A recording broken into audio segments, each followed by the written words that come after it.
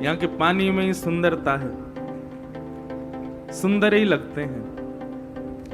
हमारे वृंदावन के तो दूर से ही देख के पहचान जाते हैं जो पंजाब के, क्यों गोरे गोरे दिख रहे हैं तो पंजाब के ही हैं। तो सब चीज में पंजाब खूब आगे है, और कृष्ण भक्ति में भी सबसे आगे हैं पंजाब के। 80 पै गए पंजाबियां दे पल्ले ठाकुरा, वाह, बस इतनी पंजाबी आती हमको। इससे ज्यादा तो अब आप सब लोग सिखा देना थोड़ी बहुत, तो फिर नहीं तो भैया हम तो ब्रजवासी हैं, ब्रज में ही कथा करेंगे, ब्रज भाषा में ही बोलेंगे, समझ में आ जाए तो बढ़िया बात है। अच्छा, दूसरी बात, स्वास्थ्य अनुकूल नहीं है हमारा।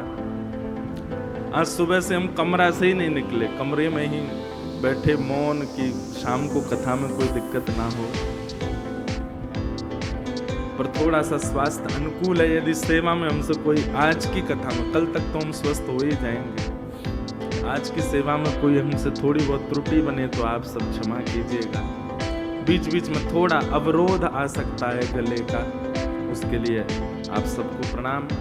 मंच पर विराजमान है परम पूजनीय गौर श्री स्वामी श्री कृष्णानंद जी महाराज। हमने अपने जीवन में व्यासपीठ पर बैठने से पहले पूज्य पिताजी महाराज की कथाओं में बहुत प्रवचन किए। हमारे पिताजी कथा में ले जाते थे जब भी छुट्टी होती थी, कि ताकि हम मंच पर बैठ करके थोड़ा अभ्यास करें, तो भीड़ के सामने बोलने का एक अभ्यास हो, लोगों को थोड़ा समझा जाए सभा कैसी होती है, कथा का क्रम कैसा होता है। तो सबसे पहला हमने अपना जीवन का जो प्रवचन किया, जिनको सुनाया तो हमारे श्रोता महाराज जी थे। सबसे पहला प्रवचन महाराज जी के सानिध्य में ही हुआ। आज प्रथम कथा पंजाब की भी महाराज जी के सानिध्य में ही हो रही है, ये हमारे लिए सौभाग्य की बात है। अब बंधुओं, आज प्रथम दिन है, कथा का थोड़ा विलंब भी हुआ है, पर कल से कथा बिल्कुल अपने समय से प्रारंभ होगी। विश्राम कब होगी उसका समय निर्धारित नहीं है, पर प्रारंभ का अब ये भी देखो अद्भुतता है। पूरी दुनिया में जिस समय कथा विश्राम होती है, पंजाब में तब शुरू हो रही है। पूरी दुनिया में कथा 7, सवा 7, 7:30 तक विश्राम होती है, यहाँ तो 7 बजे प्रारंभ हो रही है। पर कल से कथा का समय 6 बजे से है, और हमें पता है आप सब लोग समय से आ गए थे, हम भी तैयार थे, बस हमको जब फोन आया कि आप आ जाओ तो हम आए हैं। पर कल से हम प्रयास करेंगे कि बिल्कुल समय से ही कथा प्रारंभ हो, आप सब लोगों को भी सुख मिले। आज प्रथम दिवस है कथा का, महात्म की चर्चा की जाती है प्रथम दिन कथा में। हम लोग भी थोड़ी बहुत महात्म की चर्चा, बीच बीच में कुछ ब्रज की चर्चा, भाव आदि हम सब सुनेंगे। आप सब लोग बिल्कुल ध्यान पूर्वक कुछ बातों का ध्यान रखिएगा कथा में। सबसे पहली बात,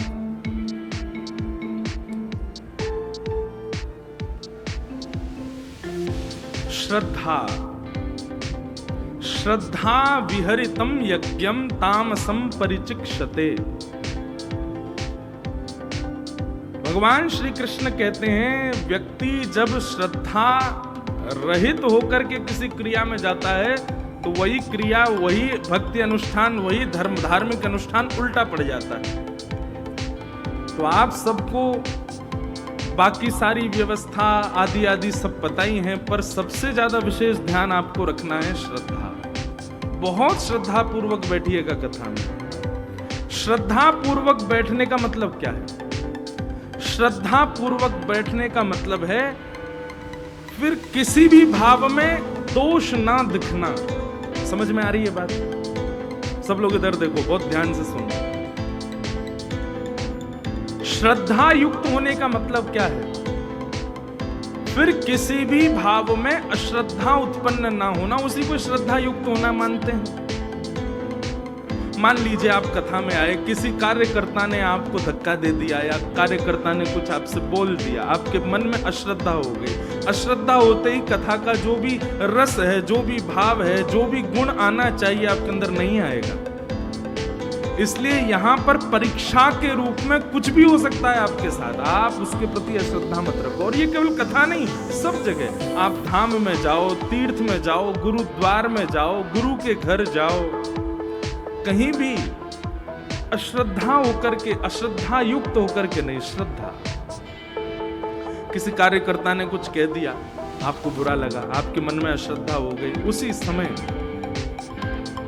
कथा का जो भाव है वो आपके मन में आ नहीं पाएगा। दूसरी बात, कथा सुनते सुनते वक्ता के वक्तव्य में ऐसी कोई बात आई जो आपके विचारधाराओं से विपरीत है।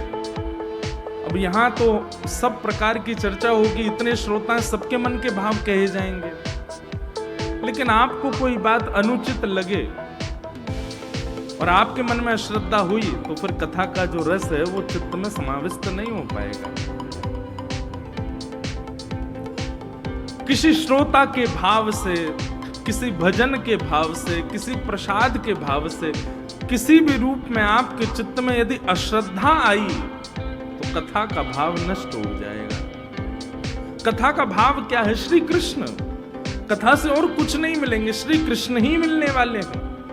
और यदि अश्रद्धा चित्त में आ गई तो निश्चित है कि ठाकुर जी नहीं मिल पाएंगे। इसलिए श्रद्धा युक्त होकर के बैठिएगा। कुछ भी ऐसा होता है जो आपके मन के मुताबिक नहीं है, उसको परीक्षा मान करके हल कीजिएगा, परीक्षा मान करके सह लीजिएगा, पर अश्रद्धा चित्त में नहीं आने दीजिएगा। अब कहो तो निकल के बाहर गए, चप्पल ही कोई चुराई ले गया, आपके मन में अश्रद्धा आ गई, टाइप को आना कथा में, इससे बढ़िया घर पे ही सुन लेंगे। चप्पल उड़ गई हमारी, इतनी महंगी 200 रुपए की लाए थे, कोई चुरा ले गया, अश्रद्धा हो गई। अश्रद्धा नहीं। दूसरी बात, स्थान युक्त करके बैठिए। जहां प्रथम दिन बैठे, अब हमें तो पता अभी लगा कि यहाँ पर कुछ वीआईपी वीवीआईपी लोग भी हैं, सब अपने अपने रूप में जैसे बैठे हैं। जहां बैठे हो वहीं बैठना 7 दिन तक, क्योंकि हम आज और कल की 2 दिन की कथा में पहचान जाएंगे ये व्यक्ति यहीं बैठता है, ये सोने वाली मैया यहीं बैठती हैं, ये उवासी वाली मैया यहाँ बैठती हैं, ये भाव वाली मैया यहाँ बैठी हैं, ये भाव वाले भैया उधर बैठे हैं। हम आज कल में पहचान जाएंगे तो फिर उन्हीं के, अब जो सोने वाले, उवासी लेने वाले, उनकी तरफ हमारी दृष्टि कम ही जाएगी। फिर अब पता चली कि जहां भाव वाले भैया बैठे थे वहां सोने वाली मैया बैठ गई कल, तो फिर भाव में बहुत जल्दी हमारे तो भूचाल आ जाता है। इसलिए जहां बैठो वहीं बैठना। तीसरा, कथा का एक नियम है, अपना आसन संग लेकर के आइए नित्य।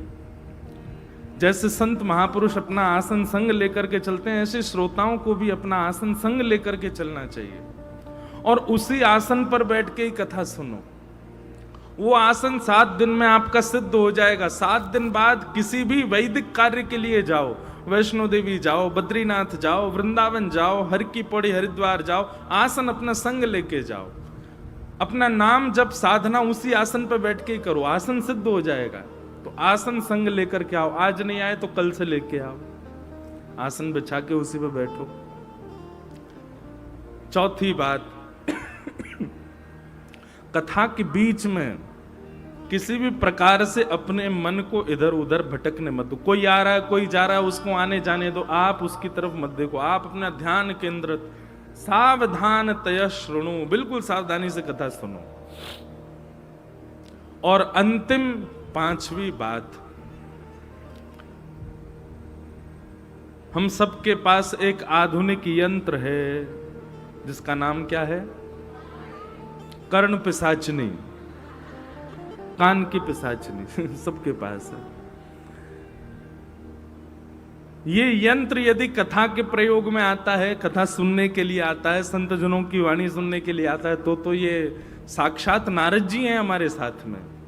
लेकिन इसका प्रयोग केवल फालतू की चीजों के लिए है, तो ये कर्ण पिशाचनी, इसको जितना हो सके फ्लाइट मोड पर ही रखिएगा। जिस प्रकार हवाई जहाज में बैठने से पहले कह देते हैं कि अपना फोन फ्लाइट मोड पर कर लो, नहीं तो तकनीकी खराबी आ सकती है, ठीक वैसे ही कथा भी एक हवाई जहाज है, यहाँ पर भी फ्लाइट मोड में ही रखिएगा अपना फोन। नहीं तो हमारे नहीं, आपके चित्त में तकनीकी खराबी आ सकती है। हो सकता है कथा सुनने में आपसे कोई दोष बन जाए, इसलिए इनको शांत रख के बैठिएगा। बाकी भैया कुछ नियम करो चाहे मत करो, पर कथा में आओ, रोज सुनो, है ना। आइए हम लोग आज प्रथम दिवस की कथा में प्रवेश करते हैं। बोलो वृंदावन बिहारी लाल की जय, श्री राधा रमण लाल की जय, जय जय श्री राम। सच्चिदानंद रूपाय विश्वोत्पत्त्यादि हेतवे तापत्रय विनाशाय श्री कृष्णाय वयं नुमः। महात्म, महात्म का मतलब क्या होता है? महत्व। कथा का महत्व हमको यहां बताया जा रहा है। क्यों सुनी जाती है भागवत की कथा? क्या अभिप्राय कथा सुनने का? आप सब लोग जानते हैं अभिप्राय, परंतु हम एक बात बहुत स्पष्ट कर दें पहले ही दिन। श्रीमद् भागवत की कथा सुनने के पीछे यदि आपने सांसारिक विषयों को रखा है, कथा सुनने के पीछे आप सबके मन में यह भावना है कि कथा सुनने से हमको ये प्राप्त होगा, कथा सुनने से घर में शांति हो जाएगी, कथा सुनने से हमारे रुके हुए काम चालू हो जाएंगे, कथा सुनने से हमारे आदि आदि जो भी सांसारिक भाव हैं, इन सब की पूर्णता यदि आप अपने मन में रख के बैठे हो तो आपके वो कार्य निश्चित ही पूर्ण होंगे। परंतु ये उद्देश्य नहीं है भागवत जी का। जैसे जल का मूल काम क्या है? आपकी प्यास बुझाना, आपको शीतलता देना। पर उस जल से और भी कुछ किया जाता है। क्या? स्नान करके तन का मैल भी मिटाया जाता है, उस जल से दूषित स्थान को स्वच्छ किया जाता है, उस जल से कहीं अग्नि प्रज्वलित हो गई हो तो बुझाया जाता है, उस जल से कई कई क्रियाएं की जाती हैं। पर मूल काम क्या है उस जल का? आपकी प्यास को बुझाना, आपको शीतलता प्रदान करना। ऐसे ही श्रीमद् भागवत से आपके रुके हुए काम बन जाएंगे, आपके घर के जो कलेश हैं शांत हो जाएंगे, आपको मुक्ति मिल जाएगी, आपके जीवन में बहुत कुछ जो जो आप सोच के बैठे हो सब होगा। पितृ मुक्त हो जाएंगे, पितृ शांति हो जाएगी, पितृ दोष नाश हो जाएगा, आदि आदि जो भी आप पर ये मूल उद्देश्य नहीं है भागवत जी का। भागवत जी का मूल उद्देश्य क्या है? कृष्ण प्राप्ति करम शश्वत साधनम तद्वदाधुना। यहां पर सौनकादि ऋषियों ने प्रश्न किया कि भगवत प्राप्ति का सर्वश्रेष्ठ साधन क्या है? तब सूत जी महाराज कहते हैं कि कृष्ण प्राप्ति का इस कलिकाल में सर्वश्रेष्ठ साधन यदि कोई है तो श्रीमद् भागवती वार्ता, भागवत की कथा। समझ में आई बात? मूल उद्देश्य केवल और केवल राधा माधव की प्राप्ति है। कथा का आश्रय आपने अन्य अन्य साधनों के लिए किया, निश्चित पूर्ण होंगे, पर कथा का आपने आश्रय केवल कृष्ण प्राप्ति के लिए किया तो आप 7 वर्ष 7 दिन, बहुत दूर की बात है, 7 मिनट में आपको अपने चित्त में ही श्री ठाकुर जी का अनुभव होने लग जाएगा। ऐसे श्रीमद् भागवत की अनुकंपा है। भागवत जी क्षण भर में ठाकुर जी का अनुभव करा देते हैं। हम तो अपनी कथा में कहते हैं भागवत जी नहीं होती तो मीराबाई भी हमको प्राप्त नहीं होती, गोस्वामी सूरदास जी, गोस्वामी तुलसीदास जी, ये आदि आदि जितने भी हमारे रसिक जन हैं, इन सबको हमको प्रदान करने वाली श्रीमद् भागवत की कथा है। मतलब उन सबके चित्त में जब कृष्ण भक्ति प्रकट हुई तभी तो वो हमको सूरदास के रूप में मिले, तभी तो मीराबाई के रूप में मिली। और उन सबके चित्त में भक्ति प्रकट की किसने? भागवत की कथा ने। इसलिए भैया भागवत से आप और कोई उद्देश्य रखो चाहे मत रखो, पर हमारी कही मानो तो भागवत जी से केवल एक ही उद्देश्य रखो, हमें श्री कृष्ण प्राप्त हो। श्री कृष्ण प्राप्त होने का मतलब आप क्या समझते हैं? वंशी बजाते त्रिभंग लली ठाकुर जी चलते भाई आके आपके बगल में बैठ जाएंगे? नहीं। सदैव याद रखना, कृष्ण प्राप्ति का मतलब प्रत्यक्ष कृष्ण नहीं है। कृष्ण प्राप्ति का मतलब कृष्ण अनुभूतियां हैं, फिर अनुभव होता है। आप चलते हुए मार्ग में भी किसी आकृति को देखोगे तो वो आकृति भी कृष्ण जैसी दिखेगी। आप किसी व्यक्ति विशेष को भी देखोगे तो उस व्यक्ति में भी आपको कृष्ण स्वरूप दिखेगा। आप जहां जाओगे, यत्र तत्र सर्वत्र जित देखूं उतित श्याममयी है, ये है कृष्ण प्राप्ति। मीरा चरित्र कभी सुनिएगा। मीराबाई को ठाकुर जी मिल नहीं गए, पर मीराबाई को अनुभव होता था, अनुभूतियां होती थी। तमाल वृक्ष को देखती तो दूर से देख करके घूंघट कर लेती मीराबाई। क्यों? कोई पूछता ये घूंघट क्यों किया? बोले श्याम सुंदर खड़े हैं सामने। अब दूसरे को तो वो वृक्ष दिख रहा है, पर मीराबाई को साक्षात श्री कृष्ण दिख रहे हैं। तो कृष्ण प्राप्ति का मतलब प्रत्यक्ष ठाकुर जी आपके सामने खड़े हो नहीं, अनुभव होगा। अनुभूति के रूप में श्री कृष्ण मिलेंगे। अनुभूति, और ऐसी अनुभूतियां कथा सुनने के बाद में होने लगेंगी आपको। फिर बादल की आकृति में भी लगेगा कि ये तो वंशी है। हवाई जहाज में उड़ोगे, खिड़की से झांकोगे तो बादल लगेंगे ये तो मोर पंख है। यमुना जी में जाकर के देखोगे तो यमुना जी की आकृति में दिखेगा कि श्याम सुंदर हैं। सूर्य ढलने पर आकाश में दिखने वाली जो ओजस्वी तेजें हैं उनमें भी ऐसा लगेगा श्याम सुंदर हैं। किसी वृक्ष को देखोगे, किसी मानव को देखोगे, किसी पर्वत श्रृंखला को देखोगे तो वहां पर भी आपको आकृतियां दिखने लगेंगी। ऐसी प्रथम अनुभूतियां होती हैं जब कृष्ण प्राप्त होते हैं। कृष्ण मिलेंगे तो सबसे पहले अनुभूतियां प्रारंभ होंगी। कृष्ण मिलने वाले होंगे तो दूसरा लक्षण ये होगा कि किसी में दोष नहीं दिखेगा, सब गुणयुक्त, सब भले ही बहुत गुणयुक्त नहीं, पर हां जिसको भी देखोगे उसको देख के ये जरूर लगेगा ये मुझसे ज्यादा तो गुणवान ही है, मैं इसके सामने कुछ नहीं। कृष्ण नहीं मिले तो ये अनुभूति रहती है कि मैं सर्वगुण संपन्न, पर कृष्ण मिल जाते हैं तो लगता है सब सर्वगुण संपन्न, मुझ में ही गुण की अभी कमी है। ऐसी अनुभूतियां जब चित्त में उत्पन्न होती हैं तब समझा जाता है कि आपने कथा सुनी है। कथा सुनने के बाद में वृंदावन से प्रेम हो जाना, कथा सुनने के बाद में वृंदावन जाने का बहुत मन करना, कथा सुनने के बाद में राधा रमण, राधा वल्लभ, वृंदावन बिहारी लाल की बहुत इच्छा दर्शन की होना, ये सबके साथ हो जाता है। पर कुछ लक्षण हैं जो जालंधर में रहते हुए आपको होने लग जाएंगे, वो प्रमाणित करते हैं कि आप कथा के श्रोता हो।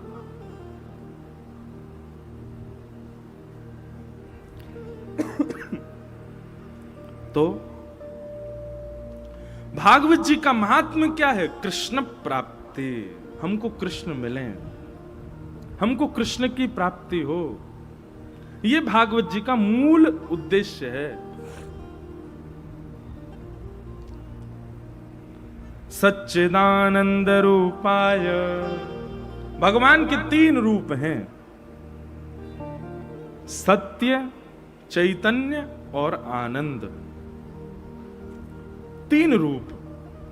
आप कहोगे महाराज जी जो 24 रूप हैं फिर वो क्या है, दशावतार हैं वो क्या हैं? इन सब के बारे में तो फिर सब दुनिया बोलती है, आप कह रहे हो 3 रूप। ध्यान से सुनना, हर प्राणी के अनेक रूप होते हैं, स्थिति के अनुसार रूप बदलता है हर व्यक्ति। बहुत ध्यान से सुनिए सब लोग, इधर देखो। जैसे अभी मेरा रूप क्या है कि मैं एक व्यास हूं, ये मेरा रूप है। पर यही मैं अपने परिवार में चला जाऊं तो परिवार में मैं व्यास बन के नहीं बैठ सकता।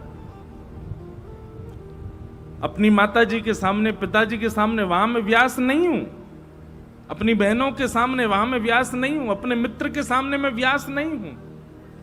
और क्षमा कीजिएगा, यदि कोई व्यक्ति बहुत ऊंची पोस्ट पर पहुंच जाए और उसका मित्र आवे, जैसे मान लीजिए कि वो डीएम बन गया, अब वो हमारा लंगोटिया यार है, संग पढ़ा है, बिल्कुल हमारा घनिष्ठ मित्र, हम उसके दफ्तर पहुंच जाएं और वहां पहुंच करके भी महाराज वो हमसे ये उम्मीद रखता है कि हम उसको सल्यूट ही करें, हम उसके सामने खड़े रहें। सखा का ये स्वरूप नहीं होता। सखा तो कह देगा अच्छा हमारे सामने पढ़ा लिखा, अब हमको ही आंख दिखा रहा है। हर व्यक्ति के रूप अलग अलग होते हैं। प्रोफेशनल अलग होता है, कैजुअल अलग होता है, स्थिति के अनुसार हर व्यक्ति रूप बदलता है। भगवान के तीन ही रूप हैं, या तो वो सत्य हैं, या फिर वो चैतन्य हैं, और या फिर वो आनंद है। वो परब्रह्म हैं तो भी इन तीनों रूपों में हैं, और वो नंद नंदन कृष्ण हैं तो भी इन तीन रूपों में हैं। वो ब्रज में हैं तो भी इन तीन रूपों में हैं, वो द्वारिका में हैं तो भी इन तीन रूपों में हैं। सत्य, चैतन्य और आनंद, ये भगवान के तीन रूप हैं। सच्चिदानंद रूपाय, भगवान के तीन रूप। हमारे गुरुदेव एक बात कहते हैं इस विषय में, सत्य, चैतन्य और आनंद। सत्य कौन है? तो सदा याद रखना, ओम, तत् और सत, ये तीन शब्द जब प्रयोग होते हैं तो समझ जाओ भगवान के लिए संकेत किए जाते हैं। इंडिकेशन किसकी तरफ है? भगवान के लिए। सबसे पहला ओम, दूसरा तत् और तीसरा सत। कहीं भी अगर ये तीन शब्द आपको संस्कृत में देखने को मिले तो समझ जाना ये इंडिकेशन भगवान की ओर है। ओम तत् सत। तो सत का मतलब परमात्मा। वही परमात्मा को जब आप चैतन्य मानने लगते हो, चैतन्य का मतलब क्या होता है? चैतन्य का मतलब जो जड़ नहीं है वही चैतन्य है। जैसे मैं जड़ नहीं हूं, मैं चैतन्य हूं। महाराज जी जड़ नहीं है, चैतन्य है। आप सब जड़ नहीं हो, चैतन्य हो। पर ये माइक क्या है? ये जड़ है। ये जो बांस लगे हैं ये सब क्या है? ये जड़ हैं। ये लाइट क्या है? ये जड़ है, ये चैतन्य नहीं है। हम सब चेतन, जिनमें प्राण विद्यमान वो सब चैतन्य होते हैं। ऐसे ही ठाकुर जी के प्रति जड़ भाव ना रख करके चैतन्य बुद्धि जब रखोगे, सत परमात्मा की तरफ जब चैतन्य बुद्धि होगी, तभी तीसरा सुख मिलेगा। क्या? आनंद। सेवा में आपको सुख मिलता है, सेवा में आपको आनंद नहीं मिलता। क्यों? क्योंकि आपने सत परमात्मा को चैतन्य नहीं माना। आपके चित्त में कहीं ना कहीं अब भी ये भावना आ जाती है कि वो जड़ ही हैं।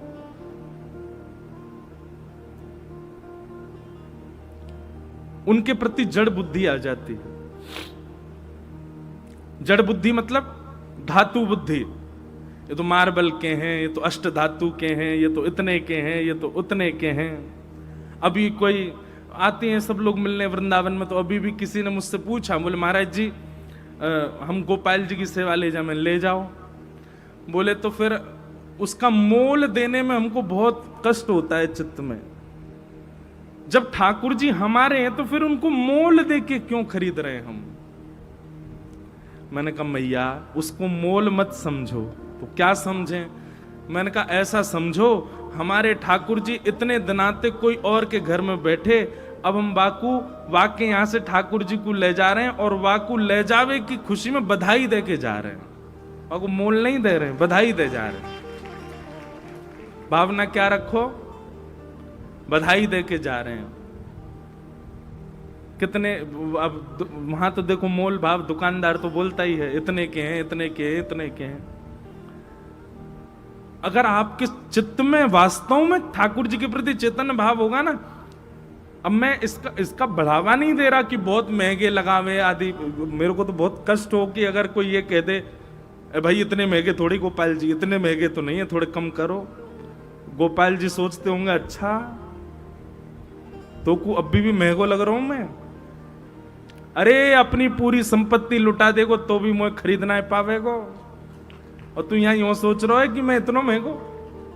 हमारी बुद्धि तो भैया ये कहती है कि सामने वाला व्यक्ति जितनो मोल बता दे वहां से ज्यादा दे करके लेके आओ। और बधाई के रूप में दे के आओ, मोल के रूप में नहीं। और उनको भी यही कहो। हम तो ब्रज में भी जो हमारे सब ठाकुर जी को स्वरूप बना में, हम तो उनसे भी प्रार्थना करेंगे कि आज के बाद कोई भी आपकी दुकान पे आवे तो वाकू ये बताना ही नहीं है कि ये ठाकुर जी इतने के हैं, ये ठाकुर जी इतने के हैं, बल्कि ऐसा कहो जाए इन ठाकुर जी की बधाई न्योछावर इतनी है, इन ठाकुर जी की बधाई न्योछावर इतनी है, इन ठाकुर जी की बधाई न्योछावर। अब तो सुनो, बधाई न्योछावर दुकानदार बोलेगा तो सामने वाले को भी मन नहीं होगा कम करवाऊं। भाई बधाई है तो जितनी बोले उतनी दे देते हैं। मीराबाई कहती हैं, कोई कहे सस्तो, कोई कहे महंगो, कोई कहे सस्तो, कोई कहे भैया नेक हम पे दया करो, हमारो गरो नेक बैठो, नेक तो गाओ साथ में गाओ। कोई कहे सस्तो, कोई कहे महंगो, कोई कहे सस्तो, कोई कहे महंगो, कोई कहे सस्तो, कोई कहे महंगो, कोई कहे सस्तो, कोई कहे महंगो, कोई कहे सस्तो, कोई कहे महंगो, कोई कहे सस्तो, कोई कहे महंगो, कोई कहे सस्तो, कोई कहे महंगो, कोई कहे सस्तो। मीराबाई कहती है, मायरी मायरी, ओ मायरी मायरी, मायरी ये तो आवत प्रेम के मोल रे, बन लियो री गोविंदा मोल रे, बन लियो रे गोविंदा मोल, मन लियो रे गोविंदा मोल रे, बन लियो रे गोविंदा मोल।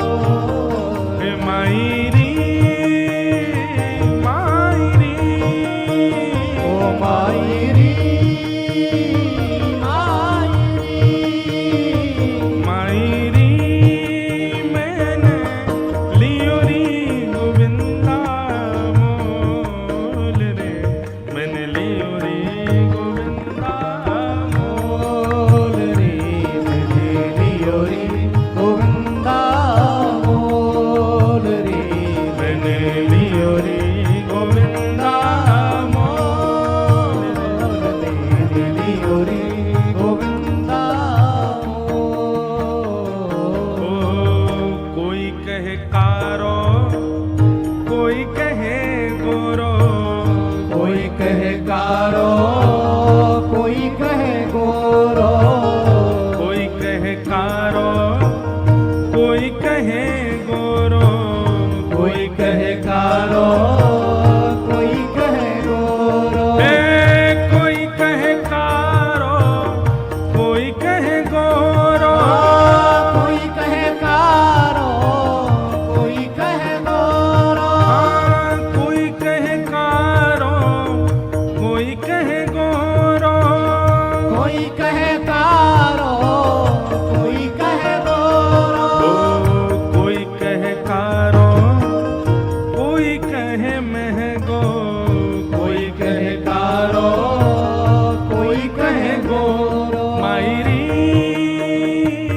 मायरी, ओ मायरी मायरी, हे मायरी मैंने लियो री अमोलक मोल रे, बन लियो रे गोविंदा मोल रे, बन लियो रे गोविंदा मोल रे, मैंने लियो रे गोविंदा मोल रे, बन लियो रे गोविंदा और मोल। कोई कहे भारो, कोई कहे हल्को, कोई कहे भारो, कोई हलको, कोई कहे भारो कोई कहे हलको, कोई कहे भारो कोई कहे हलको। मायरी मैंने लियो री तराजू तोल रे, मैंने लियो री तराजू तोल रे, मैंने लियो री गोविंदा मोल रे, मैंने लियो री गोविंदा मोल रे, मैंने लियो री गोविंदा मोल रे। मैंने लियो री करताल बजा के गाओ, राधा रमण लाल की।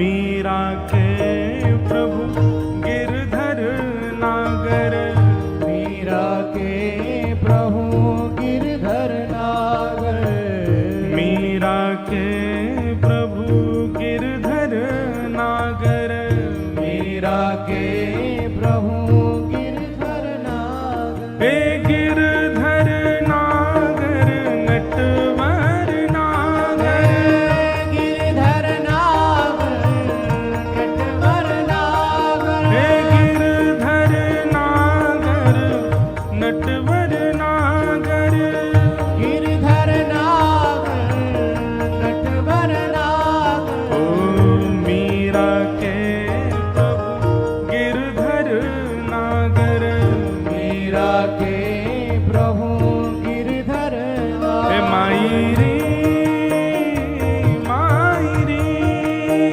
ओ मायरी मायरी, हे मायरी ये तो आवत प्रेम के मोल रे, मैंने लियो री गोविंदा मोल, वहां भी कुछ दे करके आओ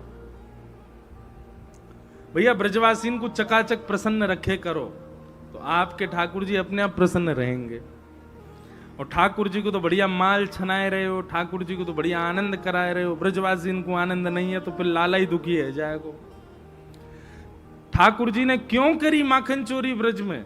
स्वयं को माखन की आवश्यकता नहीं, 9 लाख गैया है नंद बाबा के यहां। ठाकुर जी तो दूध में नहाते हैं, मक्खन को लेप लगा में महाराज। ठाकुर जी के यहां घी के कुआं हैं, ठाकुर जी को आवश्यकता नहीं माखन चोरी की। केवल ब्रजवासीन को पवावे के लिए, ब्रजवासीन को आनंद करावे के लिए ठाकुर जी चोरी कर रहे हैं। उन ब्रजवासीन के लिए ठाकुर जी चोर बन गए। और स्वयं तो ठाकुर जी नेके ही पामे चोरी करके। कहा करें? बोले मरकान भोक्षण विभजति सचेन नात्रि भांडम भिनत्ति।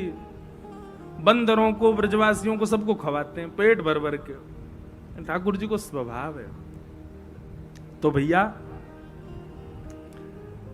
भगवान सत्य हैं, और उन्हीं सत्य को जब तक आप चैतन्य नहीं मानोगे तब तक उनकी सेवा में आपको आनंद नहीं मिल सकता।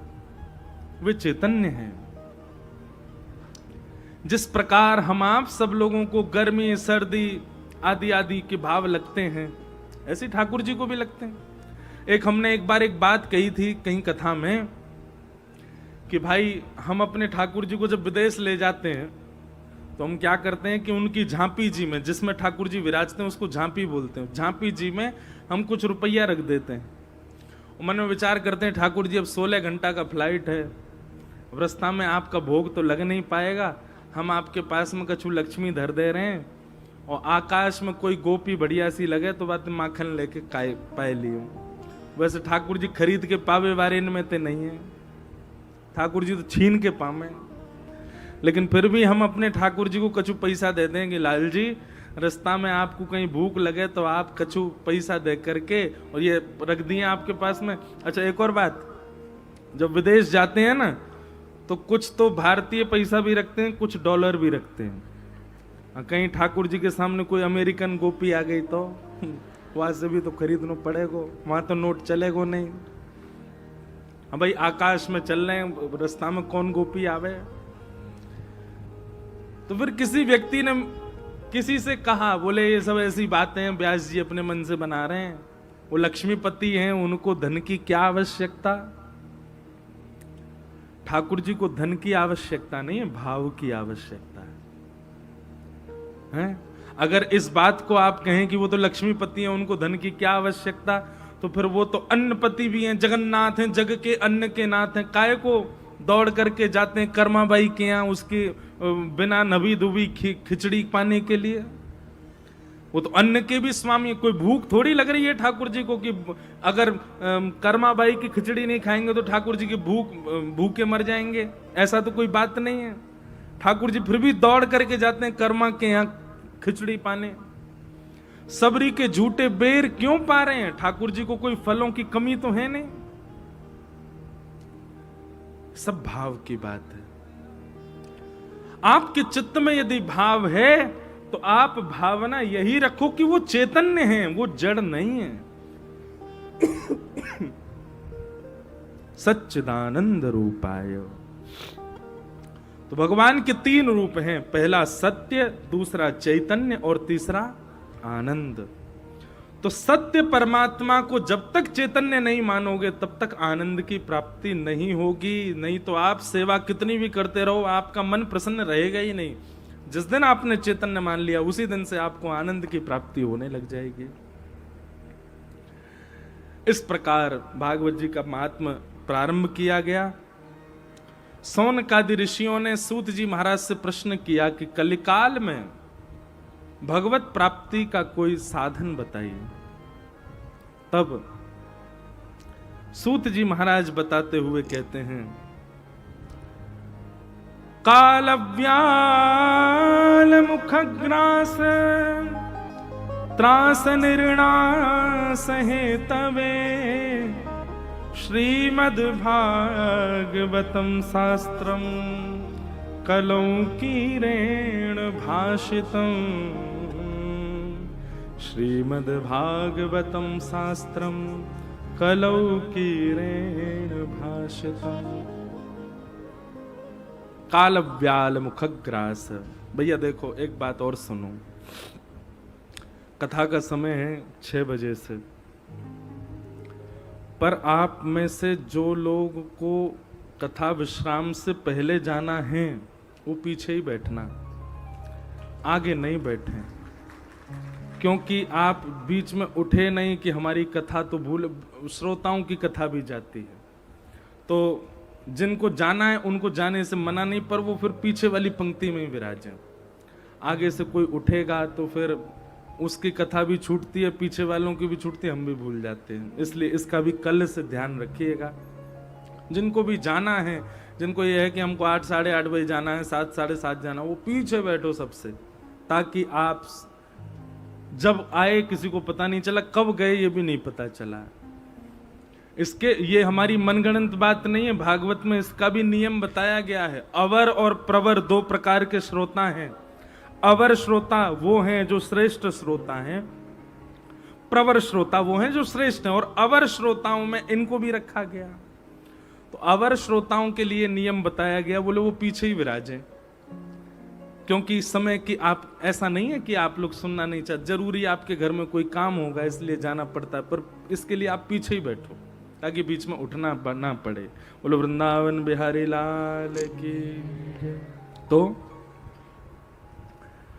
इस कलिकाल में श्रीमद् भागवत शास्त्र ही एकमात्र ऐसा साधन है जो भगवत प्राप्ति कराने की पूर्ण सामर्थ्य रखता है। बंधुओं, हमारे यहां एक प्रचलन चला है कि जब हम संप्रदाय में बंध जाते हैं तो फिर उस संप्रदाय के नियमों के आगे हम फिर अन्य किसी को नहीं मानते। बहुत अच्छी बात है, अनन्यता ऐसी होनी चाहिए। बहुत ध्यानपूर्वक सुनिएगा। आप रामानंदी संप्रदाय में आ गए, आप हरिवंशी हो गए, आप हरिदासी हो गए, आप गौड़िया वैष्णव हो गए, आप रामानुजी हो गए, आप अपनी गुरु परंपरा में आ गए। अब लोग क्या करते हैं, ऐसा कट्टरपंथी मैंने वृंदावन में बहुत देखा, इसलिए मैं मंच से ही उसका बात कह रहा हूं। अब वो लोग क्या करते हैं कि अपने ग्रंथों के भावों को प्रमाण मानते हैं। अच्छी बात है, आपकी गुरु आज्ञा से जो आपके संप्रदाय के ग्रंथ हैं वो प्रमाण हैं, पर उन प्रमाणों से आप भागवत जी का खंडन कभी नहीं कर सकते। कई लोग इस हद तक चले जाते हैं कि वे भागवत जी का भी खंडन कर देते हैं, भागवत जी की बातों को भी अस्वीकार कर देते हैं। हमारे आचार्य तो ऐसा कह रहे हैं, हमारी आचार्य परंपरा में तो ये बात है, हमारे यहां तो ऐसा कहा जा रहा है। बल्कि उसको ऐसे ना कहकर के ऐसे कहना चाहिए, भाई देखो नियम तो यही है, प्रमाण तो यही है, शास्त्राज्ञा तो यही कहते हैं, पर हमारे आचार्यों का ऐसा भाव बना और उस भाव के बाद में ये नियम हमारे यहां पालन होने लगे। ये भाव अनुचित नहीं है, पर हमारे यहां पर ऐसे भाव है, इस प्रकार से कहो। कई लोग उसका बहुत खंडन कर देते हैं, कई लोग उसका बहुत विरोध कर देते हैं। विरोध नहीं करना है। अब मैं प्रमाणित कोई एक आध विषय तो नहीं लूंगा, नहीं तो उससे स्पष्ट हो जाएगा कि कौन से संप्रदाय की बात है। इसलिए कोई संप्रदाय का कोई वो नहीं है, पर हम बस ये कहना चाहते हैं, कभी भी भागवत जी की किसी वार्ता का खंडन कभी मत कीजिएगा। चाहे वो श्री रामानंदाचार्य हों, चाहे वो हमारे श्री रामानुजाचार्य हों, चाहे वो हितरवंश महाप्रभु हों, चाहे स्वामी श्री हरदास जी महाराज हों, चाहे श्रीमद वल्लभाचार्य हों, सबने भागवत जी के आश्रयों से ही और भागवत जी की वाणियों से ही अपने अपने मार्गों को चुना। जैसे मान लीजिए भागवत में 10 मार्ग हैं भगवत प्राप्ति के। एक प्रेम मार्ग है, एक साधना मार्ग है, एक नाम जप का मार्ग है, एक भोग सेवा का मार्ग है, आदि आदि मार्ग हैं। एक एक आचार्य ने एक एक मार्ग चुन लिया।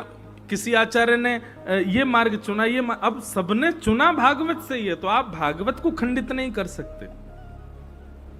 भागवत जी की जो वाणी है वो सिरोधार्य है, वो सिर पर धारण करने योग्य है, उसको कभी खंडित मत कीजिए। स्वयं भगवान कहते हैं कि भागवत जी मेरी ही वाणी है, मेरे ही शब्द हैं, मेरा ही स्वरूप है। अगर कोई भागवत का आश्रय लिए बिना भगवत प्राप्ति करना चाहता है, निश्चित है उसको भगवत प्राप्ति में कोई ना कोई बाधा आएगी। इसलिए भागवत जी को आप सर्वोपरि माना कीजिए। अच्छा, एक बात, एक प्रश्न, भक्ति मार्ग में, साधना मार्ग में सबसे बड़ा पतन का कारण क्या है बताइए? आप जब भक्ति पथ पर चलने लग जाते हैं, कंठी माला पहनने लग जाते हैं, तिलक धारण करने लग जाते हैं, सेवा घर में करने लग जाते हैं, कथा सुनने लग जाते हैं, आप नित्य भक्ति मार्ग का पालन करने लग जाते हैं, उसमें सबसे बड़ी बाधा क्या आती है जिसके कारण भक्ति मार्ग छूट जाता है, भक्ति मार्ग में गिरावट आ जाती है? बताइए सबसे बड़ी बाधा क्या है? क्या? वैष्णव अपराध। निश्चित सबकी अपनी अपनी बात है। वैष्णव अपराध भी बिल्कुल सही उत्तर है, प्रतिष्ठा की इच्छा भी एक सही उत्तर है, और भी जो भी उत्तर हैं आपके, पर इन सब का स्रोत क्या है? ये वैष्णव अपराध करने का हमारे अंदर भाव आ कैसे जाता है? अपनी प्रतिष्ठा मान की इच्छा हमारे चित्त में आ कहां से जाती है? भक्ति मार्ग में एक ऐसा भाव है जिसकी वजह से हमारा पतन होने लग जाता है, और वो भाव है आडंबर। जब भक्ति आडंबर में परिवर्तित हो जाती है, भक्ति दंभ में परिवर्तित हो जाती है। किसमें? दंभ। आपने प्रारंभ तो किया था भक्ति मार्ग से, पर आपकी भक्ति को देख के 4 लोगों ने प्रशंसा कर दी, अब उसके बाद क्या हुआ? वही दंभ होने लगा। दंभ मतलब अब वो वास्तविकता नहीं, अब वो केवल दिखावा मात्र है। आपने क्षणिक भी, एक क्षण के लिए भी दिखावा किया भक्ति मार्ग में, तो दंभ के आते ही वैष्णव अपराध भी आप करने लग जाओगे, नाम के प्रति अपराध भी आपसे बनेगा, धाम के प्रति अपराध भी आपसे बनेगा, लीला के प्रति अपराध भी आपसे बनेगा, और कथा के प्रति अपराध भी आपसे बनेगा। इसलिए आपके चित्त में कोई भी अपराध की भावना, किसी भी प्रकार की मान प्रतिष्ठा की भावना, दोष देखने की भावना, वैष्णव अपराध की भावना चित्त में आ रही है तो निश्चित ही आपके चित्त में कहीं ना कहीं दंभ है। भक्ति मार्ग में सबसे बड़े पतन का कारण है दंभ। कभी भी दंभ मत करो। नहीं मन लग रहा भक्ति में तो मत करो 4 दिन, पर दंभ मत करो। नई भावना उत्पन्न हो रही तो मत जाइए 2 दिन कथा में, पर दंभ मत करो। दंभ का मतलब यह नहीं होता कि मन नहीं कर रहा कथा, आपका मन नहीं हो रहा कि कथा में नहीं जाना, अभी मन नहीं हो रहा, लेकिन फिर भी आपने ये विचार किया कोई बात नहीं, मन नहीं हो रहा फिर भी चलो, ये दंभ नहीं है। दंभ किसको कहते हैं? मन नहीं हो रहा कथा में जाने का, पर ओहो पड़ोसी भी जा रहा है, वो भी जा रहे हैं, ओ मेरे रिश्तेदार भी आ रहे हैं, वो लोग वहां जाएंगे और वहां जाकर के जब मुझको नहीं देखेंगे तो उनके मन में आएगा कथा हो रही है, वो नहीं आ रहा। इस भावना से कथा में आना यही दंभ है। इसी भावना से वृंदावन जाना, गिरिराज जी परिक्रमा करना, तिलक लगाना, कंठी माला पहनना, ये सब इस भावना से कि वो क्या कहेगा, ये दंभ है। हम धोती पहनते हैं, अब धोती पहनने के बाद में अब मन में कभी कई बार घर में कई बच्चे होते हैं, कई परिवार के दूर के रिश्तेदार नातेदार आते हैं, वो लोग कहते हैं अरे घर का ही तो कार्यक्रम है, अब तो आप पैंट पहन लो, अब तो आप ये पहन। मैंने कहा क्यों? ये दंभ है क्या कि बाहरी पहन के रखना, घर में नहीं पहनना है? हम तो क्रिकेट खेलने जाते हैं तो भी धोती पहन के जाते हैं, खूब छक्का मारते हैं। एक जगह से हमको इनविटेशन आया, बोले महाराज जी कोई ऐसे लीग होती रहती है ना, तो ऐसी एक लीग हो रही थी, उसमें सारे सेलिब्रिटी वगैरह थे। बोले तो मैंने कहा भैया पहली बात तो हम पे समय नहीं, कथाएं बहुत हैं, दूसरी बात अगर कभी आए भी भविष्य में तो हमारी एक शर्त है, क्या हम धोती में ही खेलेंगे? वो धोती में कैसे चलेगा? मैंने तो फिर मैं नहीं आ रहा।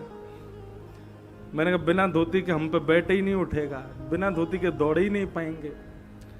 तो दंभ कब हो जाता है? जब आप वैष्णव रूप, वैष्णव भाव, नाम जप, कथा, सेवा, इसके प्रति अपना भावना रख के किसी को दिखाने का भाव रखते हैं, यही दंभ है। और क्षमा कीजिएगा आजकल इसकी मात्रा बहुत बढ़ गई है वैष्णवों में। आप अब तिलक इसलिए नहीं लगा रहे क्योंकि आपकी गुरु परंपरा है, आप तिलक इसलिए नहीं लगा रहे क्योंकि आपको प्रतिष्ठा है, आप तिलक इसलिए नहीं लगा रहे क्योंकि आपका सौभाग्य है, आप तिलक इसलिए लगा रहे हो कि उसको दिखाना है, उसको बताना है। ये दंभ है। और आज ही इस बात को जीवन में अपना लीजिए, दंभ युक्त होकर के भक्ति मार्ग में नहीं जाना है। अगर आपके चित्त में दंभ उत्पन्न हो गया तो सारे दोष आएंगे जो भक्ति मार्ग में आते। दंभ कौन है पता है? ये ब्रह्मा जी का नाती है। कौन है? ब्रह्मा जी के पीठ से उत्पन्न हुए भगवान ब्रह्मा जी के पुत्र पाप, और उन्हीं के पुत्र का नाम है दंभ। तो एक बार सुनो दंभ किसको कहते हैं। एक बार ब्रह्मा जी के नाती ने अपने पिताजी से कहा, बोले हम दादाजी से मिलने जा रहे हैं। सब लोग इधर देखो ध्यान से। तो पिताजी ने कहा हाँ बेटा जाओ। तो ब्रह्मलोक गया दंभ अपने दादाजी से मिलने, ब्रह्मा जी से मिलने। कैसे गया? बढ़िया त्रिपुंड लगाया, चौड़ी चोटी रखी, गले में खूब सारी मालाएं पहन ली, नीचे धोती पहन ली, खड़ाऊ पहन लिए, वेद मंत्र उच्चारण करता हुआ कमंडल हाथ में लेकर के महाराज माला इतनी तीव्र गति से चल रही है कि एक क्षण में जाने कितनी मालाएं कर ले रहा है। यही तो दंभ है। कई लोगों को हमने देखा है, किसी की हम निंदा नहीं कर रहे हैं, पर वो गाली गलौज भी चल रही है, फिर भी हाथ में माला चली रही है, इसको खींचे ही जा रहे हैं। तो दंभ भी ऐसे ही जा रहा था ब्रह्मा जी से मिलने, नाम जब चल ही रहा है और सामने कोई आ जाए तुरंत दंभ रुक जाए, पहले कमंडल से पानी छिड़के फिर आगे बढ़े। ऐसा करता हुआ दंभ जब पहुंचा ब्रह्मलोक में तो ब्रह्मा जी, ओहो आज तो कोई बहुत बड़ा संत सिद्ध आया हमारे यहाँ, स्वागत करो भैया इनका। स्वागत करके दंभ को वहां पर लाया गया। ब्रह्मलोक में जाकर के भी दंभ अपने कमंडल से जल छिड़काव कर रहा था, जहां खड़ा हुआ वहां पर भी महाराज पहले जो है कुशा से उस जगह को झाड़ा, तब जाकर के खड़ा हुआ। ब्रह्मा जी अपने आसन से ही खड़े हो गए, बोले भगवान आप ब्रह्मलोक में आए, आपका बहुत बहुत स्वागत, विराजमान हो जाइए। कहने लगा, बोले कि यहां मेरे बैठने लायक कोई जगह ही नहीं है, सब अपवित्र है। इसको दंभ कहते हैं, इतना ऊंचा। ब्रह्मलोक ही अपवित्र है उसके लिए। तो ब्रह्मा जी बोले तो आप एक काम करो, आप चल के आओ, हमारी गोद में बैठ जाओ। ब्रह्मा की गोद में तो बैठ ही सकते हो। तो दंभ चल के, हाँ आपकी गोद में बैठ सकता हूं। चल करके पास गया, ब्रह्मा जी की गोद में बैठने लगा। बैठने से बोले ओहो, इस पर भी एक आध बार कोई ना कोई बैठा तो है। कमंडल का जल गोदी में डाल दिया, पूरे गीले कर दिए। ब्रह्मा जी बोले अब बैठूंगा इस पर। ब्रह्मा जी बोले भैया कोई बहुत बड़ा साधु आया, कोई बहुत बड़ा सन्यासी, इतना पवित्र। दंभ जाकर के जैसे ही उनकी गोद में बैठा तो ब्रह्मा जी में भी दंभ उत्पन्न होने लगा। तुरंत समझ गए, ओहो ये तो कोई और नहीं है, ये तो हमारा नाती है दंभ। दंभ का मतलब क्या होता है? केवल आडंबर, केवल दिखावा, वास्तविकता उसमें कुछ भी नहीं है। भक्ति में पतन का सबसे पहला कारण, जिससे सारे अपराध बनते हैं भक्तों से, वो सबसे पहला कारण है दंभ। कंठी माला, तिलक, स्वरूप, सेवा, इसको सौभाग्य से कीजिए। कथा सौभाग्य से सुनने जाइए, वृंदावन सौभाग्य और खूब आनंद में जाइए, कभी दंभ में मत जाइएगा। आप एक बार भी दंभ में आसक्त होकर के यदि भक्ति मार्ग में आए तो पतन होगा ही होगा। तो इस कलिकाल में भगवत प्राप्ति का सर्वश्रेष्ठ साधन क्या है? श्रीमद् भागवत की कथा। सौनकादि ऋषियों ने सूत जी से कहा, बोले भागवत की कथा किसने किसको पहले सुनाई, हमें इसके बारे में बताओ। तब सूत जी ने बताया, बोले पहली बार ये भागवत की कथा सनक सनंदन सनातन सनत कुमारों ने नारद जी को सुनाई। तब पूछा गया, बोले नारद जी तो एक जगह टिकते नहीं, उनको तो शाप लगा है, वो भ्रमण करते रहते हैं, वो एक जगह बैठ करके उन्होंने कथा कैसे सुनी? तो बंधुओं एक बात शास्त्रों में कही जाती है, शाप, दोष, पाप, ये जितने भी हमारे ऊपर लगाए जाते हैं ना दोष, ये सब कथा में लागू नहीं होते। कथा में कोई भी दोष लागू नहीं होता, कोई भी शाप लागू नहीं होता। और हां एक और बात, कोई वरदान भी लागू नहीं होता।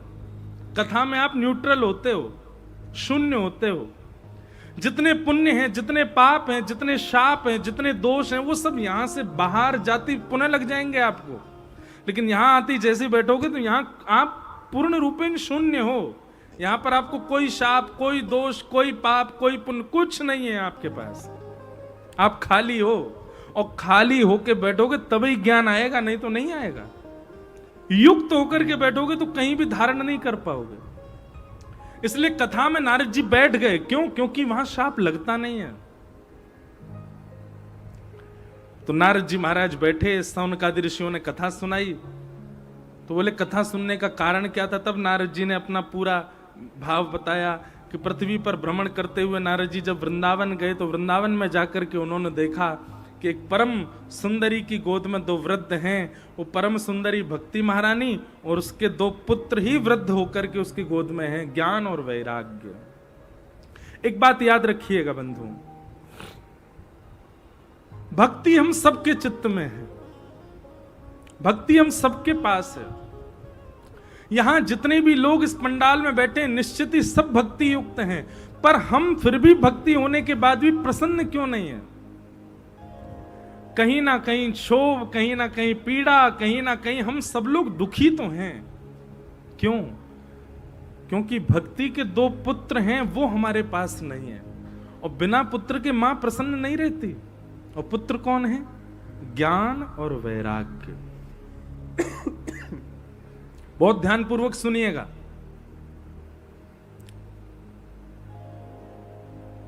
ज्ञान और वैराग्य, जीवन में भक्ति के साथ में ज्ञान और वैराग्य दोनों का होना आवश्यक है। पर यहां ज्ञान वो नहीं जो आप समझ रहे हो, और यहां वैराग्य भी वो नहीं जो आप समझ रहे हो। अभी ज्ञान आप क्या समझ रहे हैं? बहुत पता होना, बहुत जानकारियां होना, इसको ज्ञान मानते हैं लोग। पर नहीं, बहुत पता और जानकारियां होना ज्ञान नहीं होता। विवेक बुद्धि होना ये ज्ञान होता है। जैसे कि बहुत जानकारी होना और बहुत विवेक युक्त होना, दोनों में अंतर क्या है? बहुत ध्यानपूर्वक सुनिएगा। आप रसोई में गए और रसोई में घिया भी रखा है, आलू भी रखा है, टमाटर भी रखा है, और महाराज अरबी भी रखी है, भिंडी भी रखी है, सब्जियां सारी हैं, मसाले सारे हैं, कढ़ाई सामने है, और गैस चूल्हा भी है। सारी सामग्रियां आपके पास में, यह है ज्ञान।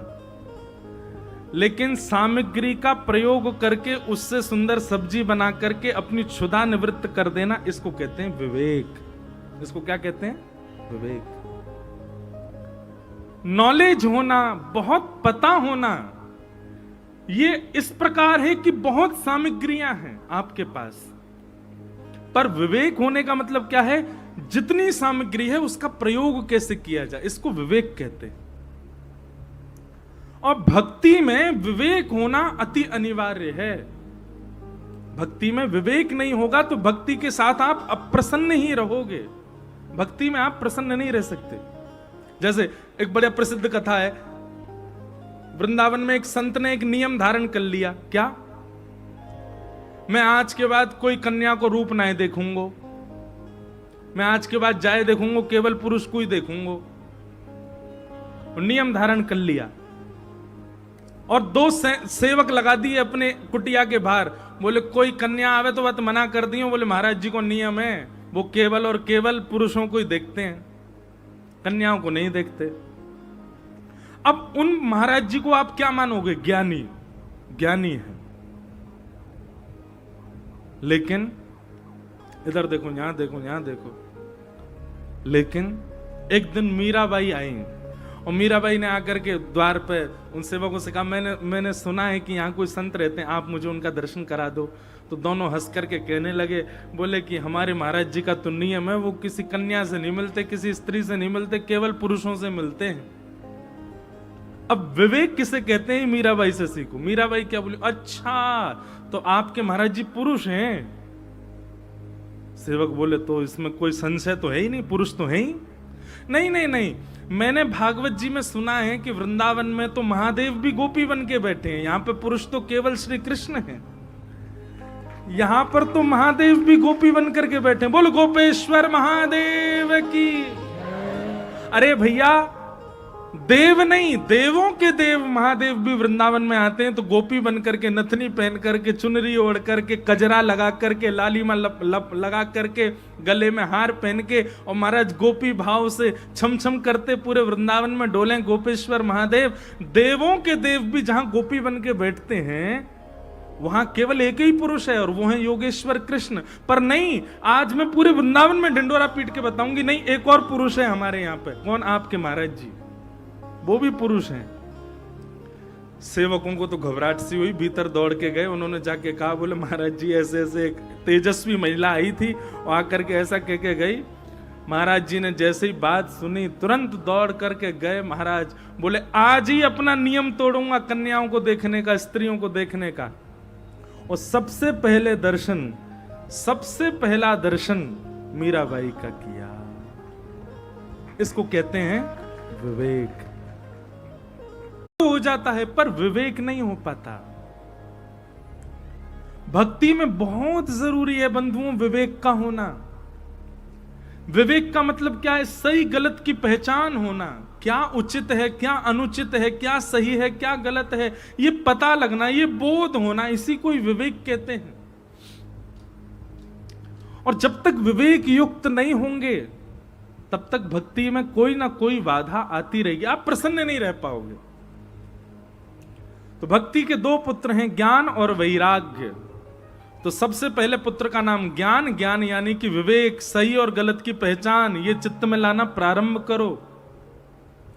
और दूसरे पुत्र का नाम है वैराग्य। वैराग्य का मतलब सब छोड़ देना नहीं है। वैराग्य का मतलब सब त्याग देना नहीं है। वैराग्य का मतलब है सबके बीच में रहते हुए भी किसी के प्रति आसक्त ना रहना, ये वैराग्य है। कई लोग कहते हैं महाराज जी हम प्याज नहीं छोड़ पा रहे। क्यों नहीं छोड़ पा रहे? हमारे घर में सब खाते हैं, हमारे अड़ोसी पड़ोसी खाते हैं, हमारे आसपास। अच्छा, तो बहुत बड़ी कृपा भगवान ने कि प्याज खाने वाले घर में ही हो आप। क्यों? मदिरा पीने वाले घर में होते तो आप भी पीते। माता जी भी पी रही हैं, पिताजी भी पी रहे हैं, हम कैसे छोड़ दें महाराज जी? सब खाते पीते हैं तो हम भी खाते पीते हैं। भैया ऐसे लोगों के लिए प्रमाण है हमारे भक्त श्री प्रहलाद जी महाराज, जिनके पिताजी भी राक्षस, ताऊ जी भी राक्षस, चाचा भी राक्षस, भैया भी राक्षस, पूरा कुल खानदान पीढ़ी ही राक्षस, स्वयं भी राक्षस, लेकिन उसके बाद भी उन सब भावों को त्याग कर दिया जिनसे भगवत प्राप्ति में बाधा होती है, तभी नहीं किया।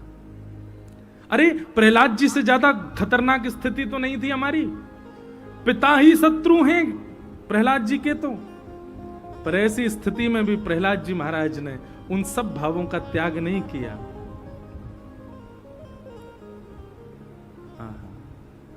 बना करके हृदय में हम प्रेम मंदिर, वहीं उनको झूला झुलाया करेंगे, वहीं उनको झूला झुलाया करेंगे। एक बात सुन लीजिए, आप एक बार भी श्री कृष्ण के प्रति प्रेम अपने चित्त में यदि प्रकट कर चुके हो तो फिर संसार में चाहे कैसी भी स्थिति आ जाए वैसे रहो जैसे ठाकुर जी को प्रिय लगे। फिर चाहे कोई कुछ भी खाए, कुछ भी पिए, कैसा भी माहौल, कैसा भी वातावरण, अगर इन वातावरणों के बीच में रहकर के भी आप अपने आप को कृष्ण भक्ति में नहीं रह पाए, नहीं रख पाए, तो फिर भक्ति मार्ग छोड़ दीजिए।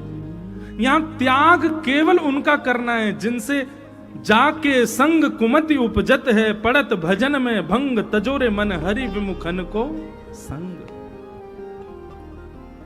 प्याज खाने से पाप नहीं लगता, लहसुन खाने से पाप नहीं लगता, पर हां प्याज लहसुन खाने वाले को ठाकुर जी के मिलन में बाधा जरूर आ सकती है, क्योंकि वो तामसी हैं। आपकी वासना को उत्तेजित कर सकते हैं, आपके विषय भोग को उत्तेजित कर सकते हैं, संसार के प्रति प्रेम को उत्तेजित कर सकते हैं। वो तामसी पदार्थ हैं और भगवत मिलन में इसलिए वो बाधा है, इसलिए बस उसकी तिलंजलि की गई। कोई खाने से नरक नहीं चले जाओगे आप। इसलिए भैया भक्ति के दूसरे पुत्र का नाम क्या है? वैराग्य। तो वैराग्य किन से करो? उन सब से कर लो जो भगवत मिलन में बाधा है।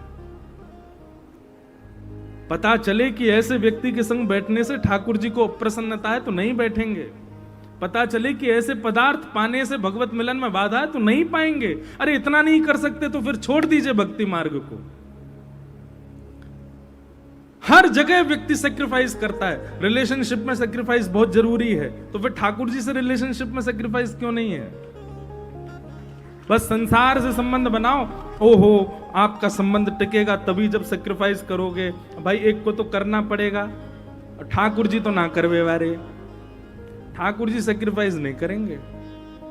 वो पहले से ही बता रहे मैं तो त्रिभंग लली टेढ़ो मेढ़ो, मैं सेक्रीफाइस ना करूं तो करनो तो कर, मोह कौन सी गरज पड़े, मुंह पे कोई कमी थोड़ा ही है, मेरे तो हजारन भक्त हैं। सेक्रीफाइस तो करना पड़ेगा, इतना तो त्याग करना पड़ेगा। कन्हैया कन्हैया पुकारा करेंगे, लताओं में ब्रज की गुजारा करेंगे। कन्हैया कन्हैया पुकारा करेंगे, लताओं में ब्रज की करताल बजा के गाओ। गुजारा करेंगे।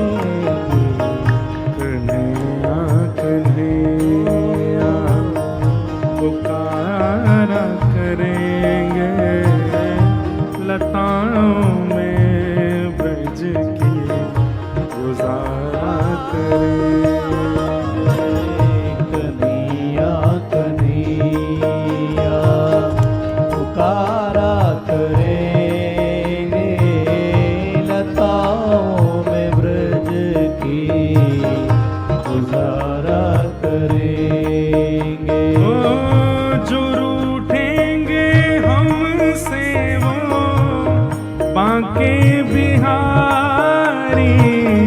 जो रूठेंगे हमसे वो बाके बिहारी। जो रूठेंगे हमसे वो रमण बिहारी। जो रूठेंगे हमसे वो रमण बिहारी। तो चरण पड़ उन्हें हम मनाया करेंगे। चरण पड़ उन्हें हम मनाया करेंगे। चरण पड़ उन्हें हम मनाया करेंगे। चरण पड़ उन्हें हम मनाया प्रेम से गाओ। करेंगे। कन्हैया कन्हैया पुकारा करेंगे। लताओं में ब्रज के गुजारा करेंगे। कन्हैया कन्हैया पुकारा करेंगे। लताओं में ब्रज की गुजारा पर वृंदावन धाम की रहो।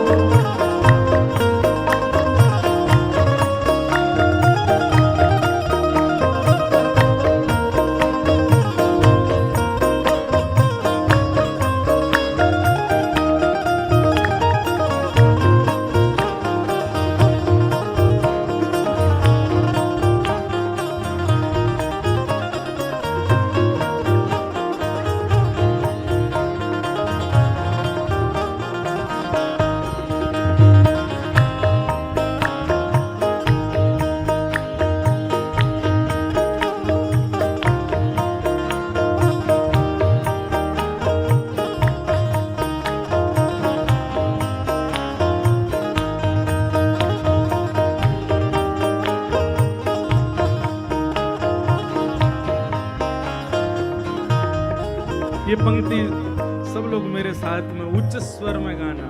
क्या? कहीं तो मिलेंगे वो बांके बिहारी। कहीं तो मिलेंगे वो बाके बिहारी। कहीं तो मिलेंगे राधा वल्लभ बिहारी। कहीं तो मिलेंगे राधा वल्लभ बिहारी। ओ कहीं तो मिलेंगे राधा रमण बिहारी। कहीं तो मिलेंगे राधा रमण बिहारी। ओ उन्हीं के चरण चित लगाया करेंगे। उन्हीं के चरण चित लगाया करें। एक बात बहुत बहुत जरूरी जानकारी के लिए आपको बताऊं। हम आप सब लोग कथा तो सुनते हैं, हम आप सब लोग भक्त तो बन गए, पर एक बात बताऊं, हमारे चित्त में ये विश्वास नहीं है कि ठाकुर जी हमको मिलेंगे।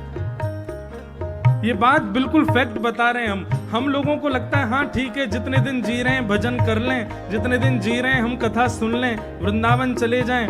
हमारे वृंदावन के पूज्य श्री मलुकपीठ वाले महाराज जी कहते हैं कि भैया भजन साधन नाम जप तिलक ये सब करते हो, कथा सुनते हो, तो एक विश्वास भी अपने चित्त में प्रगाढ़ करो कि ठाकुर जी मिलेंगे मिलेंगे मिलेंगे। और हमारी अंतिम श्वास आवे उससे पहले मिलना पड़ेगा ठाकुर जी को। आप जाके बिहारी जी से ये बात कहाँ करो, कोई बात नहीं, इस बार नहीं तो अगली बार कभी तो आप मिलोगे। आपको मिलना, उससे पहले मेरे प्राण नहीं जा सकते, ये विश्वास चित्त में प्रकट करो। कहीं तो मिलेंगे वो बांके बिहारी, कहीं तो मिलेंगे वो बाके बिहारी। उन्हीं के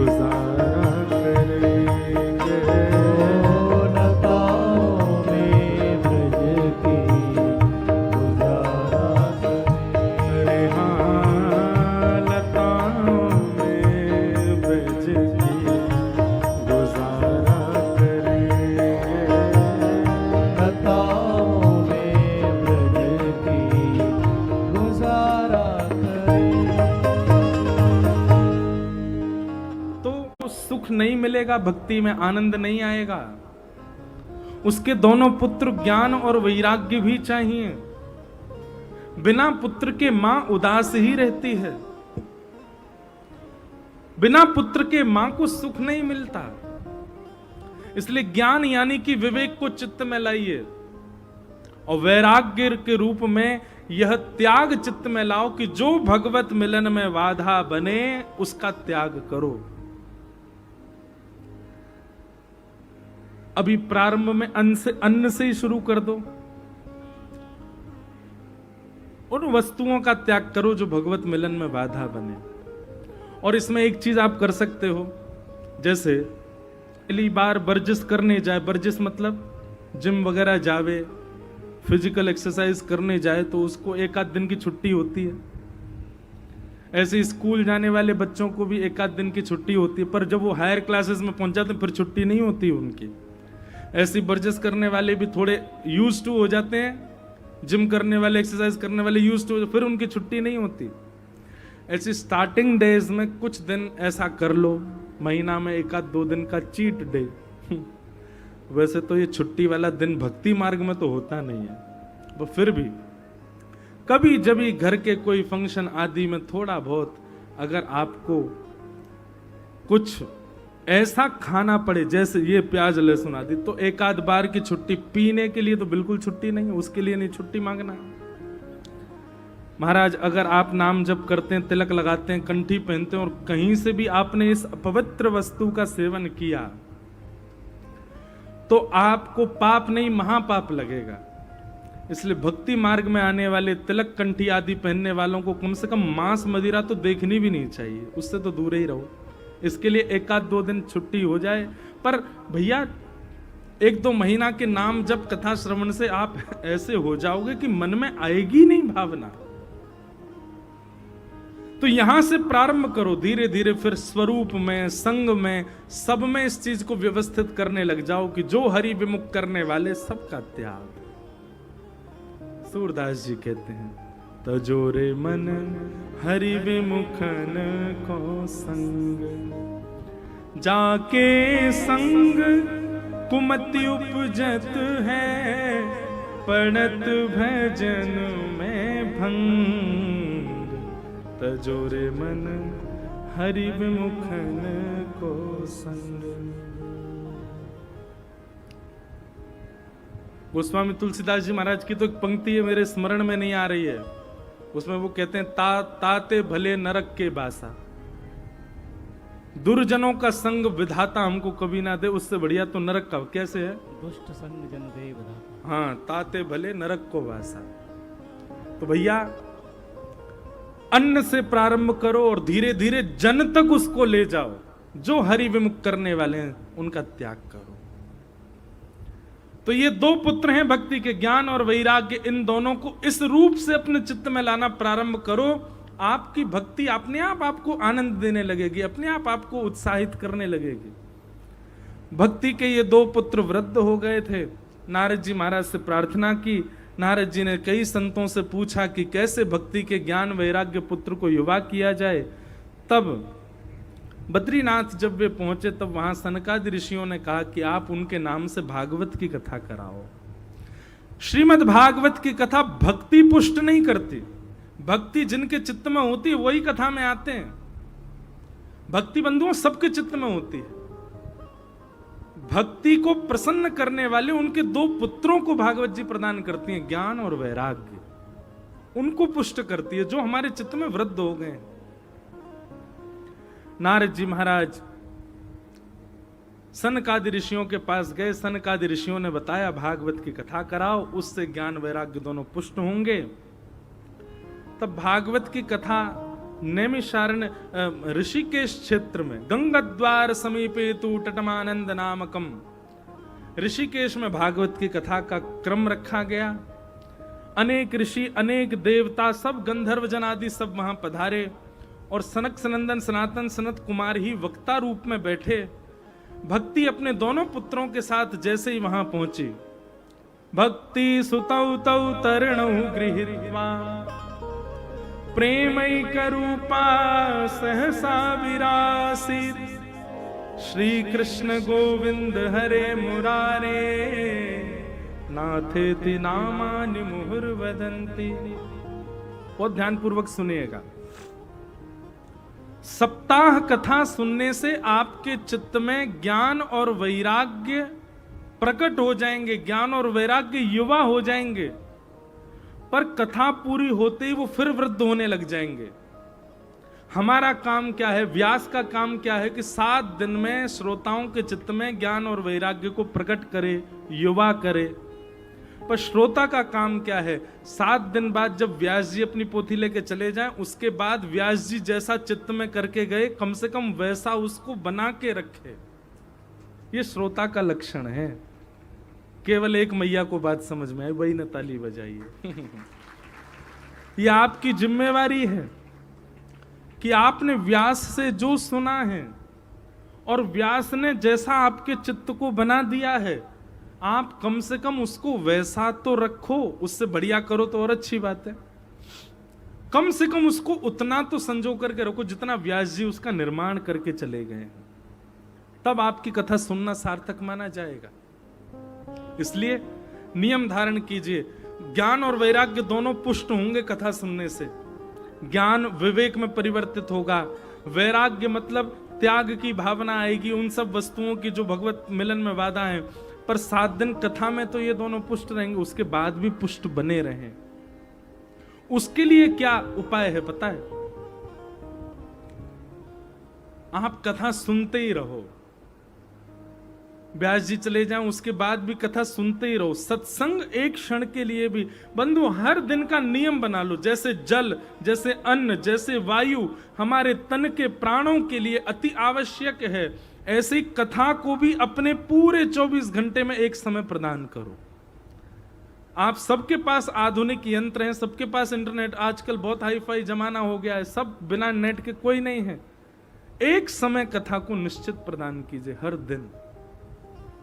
आप यदि 15 मिनट का भी सत्संग रोज सुनते हैं, कथा सुनते हैं, तो निश्चित है कि आपके चित्त के ज्ञान वैराग्य वृद्ध नहीं होंगे, अत्यंत श्रेष्ठ हो जाएं, वो तो आगे की स्थिति है। पर जितने व्यास जी बना के गए उतने तो रहेंगे, उससे गिरेंगे नहीं। ये आपका कर्तव्य है, आपको करना है।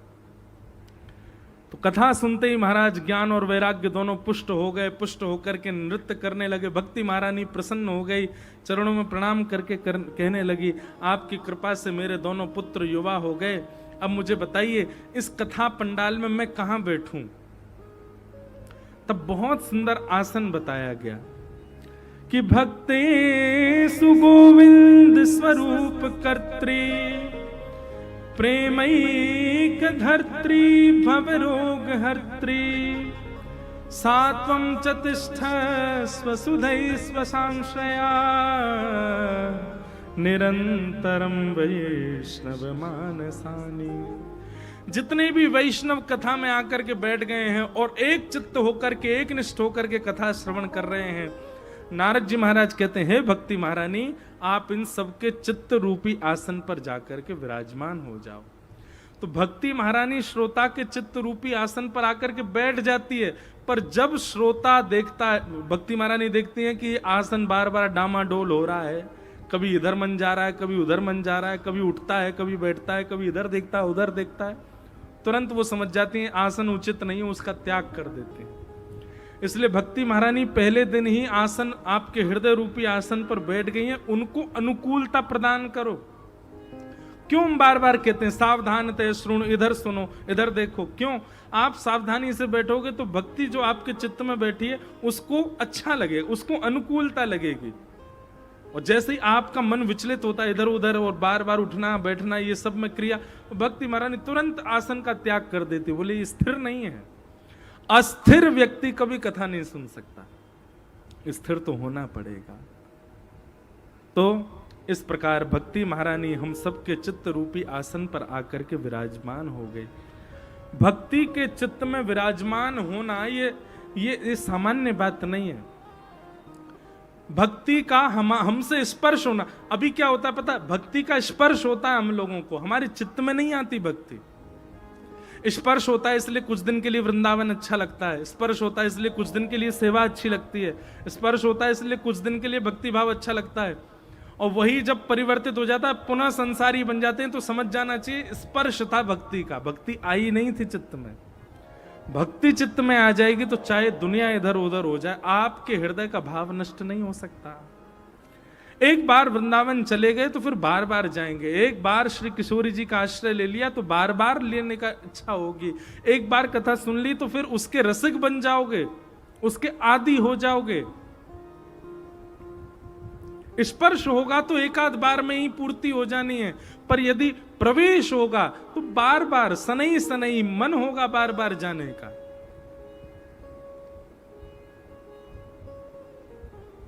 तो भक्ति का प्रवेश हो चित्त में। यहां भागवत जी के महात्म्य में एक श्लोक बहुत सुंदर कहा गया, सकल भुवन मध्य निर्धनास्ते धन्या निवसति हृदयेषां श्री हरिर्भक्तिरेका हरिरपि निजलोकं सर्वथा तो विहाय प्रविशति हृदयेषां भक्ति सूत्रोपनद्ध। बहुत सुंदर बात, सब लोग सावधानी से सुनो। रेलगाड़ी में सबसे आगे क्या होता है? इंजन, उसके पीछे डिब्बा होते हैं, और सबसे पीछे, अब तो नहीं होता पर पहले छोटे थे तब देखा था, उसमें वो एक कमरा सा होता था, उसमें वो झंडा दिखाने वाले खड़े रहते, क्या बोलते हैं उनको? गार्ड। हाँ, गार्ड रूम होता था।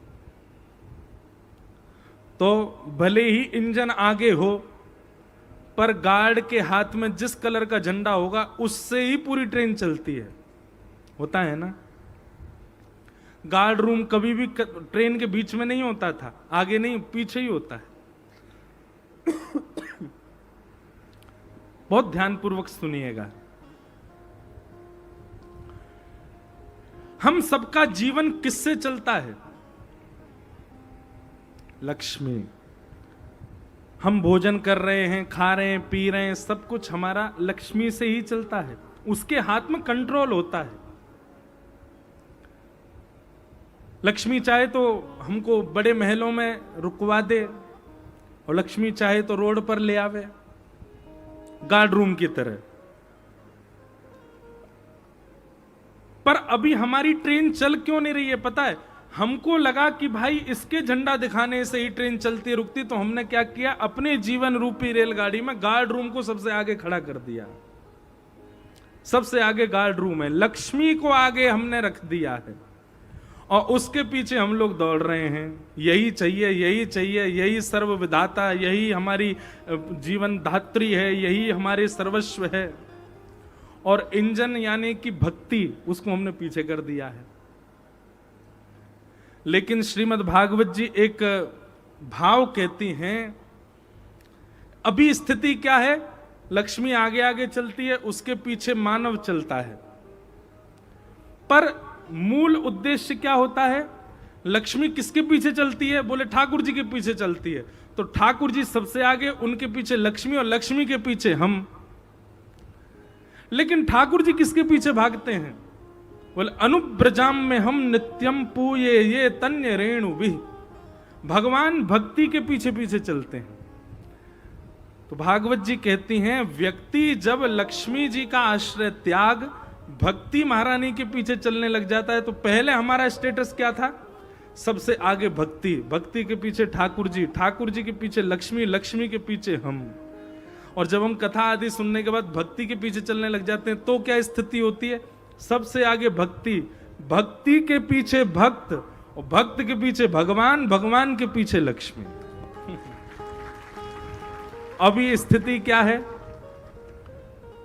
भैया? एक बात लिख लीजिएगा, ठाकुर जी के पीछे नहीं दौड़ना है। भक्ति का मतलब ठाकुर जी के पीछे दौड़ना नहीं होता। भक्ति तो तब श्रेष्ठ जानो, ठाकुर जी पीछे पीछे दौड़ रहे हैं, ठाकुर जी पीछे पीछे चल रहे हैं।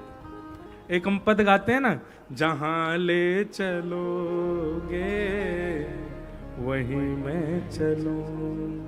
ये प्रारंभिक भक्ति है, ये प्रारंभिक भक्ति, स्टार्टिंग भक्ति में हमको ऐसा कहना है ठाकुर जी से कि आप जहां ले चलोगे वहां हम चलेंगे, जहां नाथ रख दोगे वहीं मैं रहूंगा। लेकिन जब भक्ति अपनी चरम स्थिति पर पहुंच जाएगी तो ये पद हम नहीं गाएंगे, ठाकुर जी हमसे कहेंगे, तू जहां ले चले गो वहीं मैं चलूंगा। कहने में थोड़ी अटपटी बात है, पर वास्तविकता यही है कि हम ठाकुर जी के अधीन रहें तो समझो भक्ति अभी निम्न है, और ठाकुर जी हमारे अधीन है जाए तो समझ जाओ भक्ति अब श्रेष्ठ है। भक्ति अपनी अब स्थिति में। हमारे ब्रज के रसिक जन और जिन जिन भक्तों के आप चरित्र सुनते हो, इन्होंने ठाकुर जी की अधीनता से प्रारंभ किया, पर एक स्थिति ऐसी आ गई कि ठाकुर जी इनके अधीन हो गए, ठाकुर जी उनके अधीन रहने लगे। भैया अपने आप को इतना श्रेष्ठ बना लो भक्ति मार्ग में, अपने आप को ऐसा कर लो कि ठाकुर जी आपके बिना रह ही नहीं पावे। ठाकुर जी कहें मुंह को तो जैसो तैसो रखेगो, मैं तो यही के संग ही रहूंगा, मैं याद छोड़ के कहीं ना जाऊंगा। अभी स्थिति पता है क्या है, हम ठाकुर जी को पकड़ते हैं और ठाकुर जी को हम छोड़ देते हैं। ठाकुर जी को पकड़ते हैं, कभी ठाकुर जी को छोड़ संसार को पकड़ लेते हैं। अभी पकड़ने छोड़ने की स्थिति हमारे हाथ में है, पर भक्ति करते भये, कथा सुनते भये, संत जनन की कृपा से एक स्थिति ऐसी आ जाए कि हम पकड़ना छोड़ना बंद कर दें, ठाकुर जी पकड़ें। हम ठाकुर जी को जब तक पकड़ रहे हैं तब तक छूटवे को भय है, लेकिन ज्यादा ना ठाकुर जी ने पकड़ लियो बाद ना छूटवे को भय दूर रह जाएगा, क्योंकि उनकी पकड़ इतनी मजबूत है जैसे अंबुजा सीमेंट जैसे फेविकॉल की पकड़। एक बार चिपक गए महाराज ठाकुर जी फिर ना छूटे। हमारी पकड़ तो कैसी, अब कौन सा, अब कोई सीमेंट को नाम थोड़ी बोलना, प्रचार तो कर नहीं रहे। हमारी पकड़ पर तो कैसी है, मट्टी की चिनाई कर दी हो, सीमेंट की जगह मट्टी चिंदई हो, ईंटन के बीच में बिल्डिंग खड़ी तो हो जाएगी, पर जोर की हवा ज्यादा ना चली, जोर की बारिश ज्यादा ना आई, पूरी बिल्डिंग धराशायी हो जाएगी। ये हमारी पकड़ है, मट्टी की पकड़। लेकिन अपने आप को इतना श्रेष्ठ बना लो कि काउदना ठाकुर जी पकड़ ले, और ज्यादा ठाकुर जी ने पकड़ लियो वादना, चाहे दुनिया इधर उधर है जाए, तूफान आ जाए, आप नहीं छोड़ पाओगे ठाकुर जी को। ठाकुर जी पकड़ेंगे। और ठाकुर जी कब पकड़ेंगे? स्वाभाविक सी बात है, आप किसी वस्तु को कब पकड़ते हो, आप किसी वस्तु को कब स्वीकार करते हो? जब वो आपके योग्य होती है। जो वस्तु आपके योग्य नहीं है आप उसको अस्वीकार ही करते हो। इसलिए भक्ति मार्ग में, साधना मार्ग में, इन मार्गों में चलकर के अपने आप को ऐसा बनाओ कि ठाकुर जी को लगे कि हाँ ये मेरे योग्य है। गजराज तारो तेने आवने को, जावने को, खावने पकावने को मीराबाई तारी है।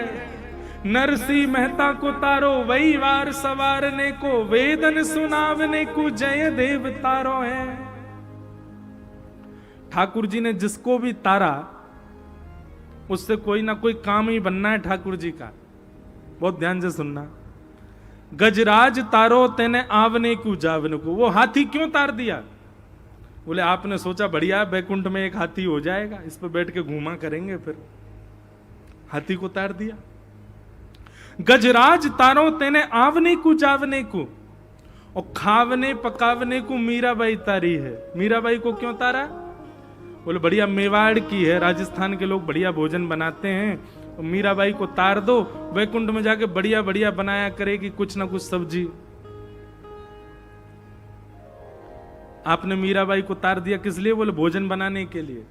अब ये तो देखो, इसको कहते हैं व्याज स्तुति। क्या कहते हैं? व्याज स्तुति। व्याज स्तुति मतलब टॉन्ट दे दे करके स्तुति करना। थोड़ी नोक झोंक के साथ ठाकुर जी को छेड़ते भय अपनी बात कहना, इसको कहते हैं व्याज स्तुति। तो कह रहे हैं आपने गजेंद्र पर कोई कृपा नहीं करी, आपको सवारी करनी थी इसलिए तार दिया, मीराबाई को इसलिए तार दिया आपको भोजन बना के खिलाती। और वेदन सुनावने को जयदेव तारो है। जयदेव को क्यों तारा? बोले बढ़िया बढ़िया आपको पद सुनाएगा इसलिए आपने जयदेव को तार दिया। सबका नाम लेते हुए अंत में कहते हैं मैं आपके किसी काम का नहीं हूं, मुझ पे ना भोजन बनाना आता, ना मुझ पे नाचना आता, ना मुझ में कोई गुण है, ना मुझ में कोई योग्यता है। मैं तो बिल्कुल निठल्ला हूं ठाकुर जी, मुझसे कुछ नहीं आता। मोहे तारो वह मैं आपकी भलाई है, मुझे तार के दिखाओ। कुछ नहीं करूंगा, वैकुंठ में पड़ा पड़ा केवल भोजन करूंगा। अगर आपने तब भी मुझे तार दिया तो मानूंगा कि आप तारणहार हो, आप भक्त वत्सल हो, मुझे तारो। पर ये तो व्याज स्तुति थी, पर फिर भी हम ऐसे बना लेना अपने आप को कि जिससे ठाकुर जी के मन में ये बात आ जाए कि भाई हमें ये गुण है, ये लक्षण है, ये श्रेष्ठता है। अच्छा, ये भी हमारे ब्रज में ऐसी कहावत है कि ठाकुर जी देखते हैं गुण अवगुण, श्री जी नहीं देखते। हमें ठाकुर जी फिर भी देख लेते हैं, बैकुंठ में कहीं पड़ो तो नहीं रहेगो, कछु करे धरे तो या कुछ तारो। ये गोलोक धाम में ऐसी पड़ो तो नहीं रहेगो, कछु करे धरे तो या कुछ तारो। पर हमारी श्री जी वो तो बड़ी दयालु है। हमारे ब्रज में गाते हैं, वृषभानु की किशोरी सुन गैया भूत भोरी, प्रीत जान के हूँ थोड़ी तो है राखेगी शरण, मन भूल मत जइयो श्यामा प्यारी के चरण, राधा रानी के चरण, महारानी के चरण, मन भूल मत जइयो श्यामा प्यारी के चरण। वृषभानु की किशोरी सुनी गैया हूते बोरी। सबसे बोरी गैया है पृथ्वी पर, बातों ज्यादा बोरी है हमारी लाडली जी। क्यों?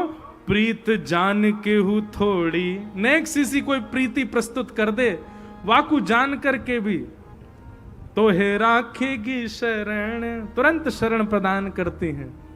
मन भूल मत जइयो श्यामा प्यारी के चरण। तो भैया ये कथा आदि सुनकर के अपने आप को योग्य बनाओ ठाकुर जी के। हम ठाकुर जी के लायक बन जाएं, हम ठाकुर जी के योग्य बन जाएं, ताकि ठाकुर जी हमको पकड़ लें।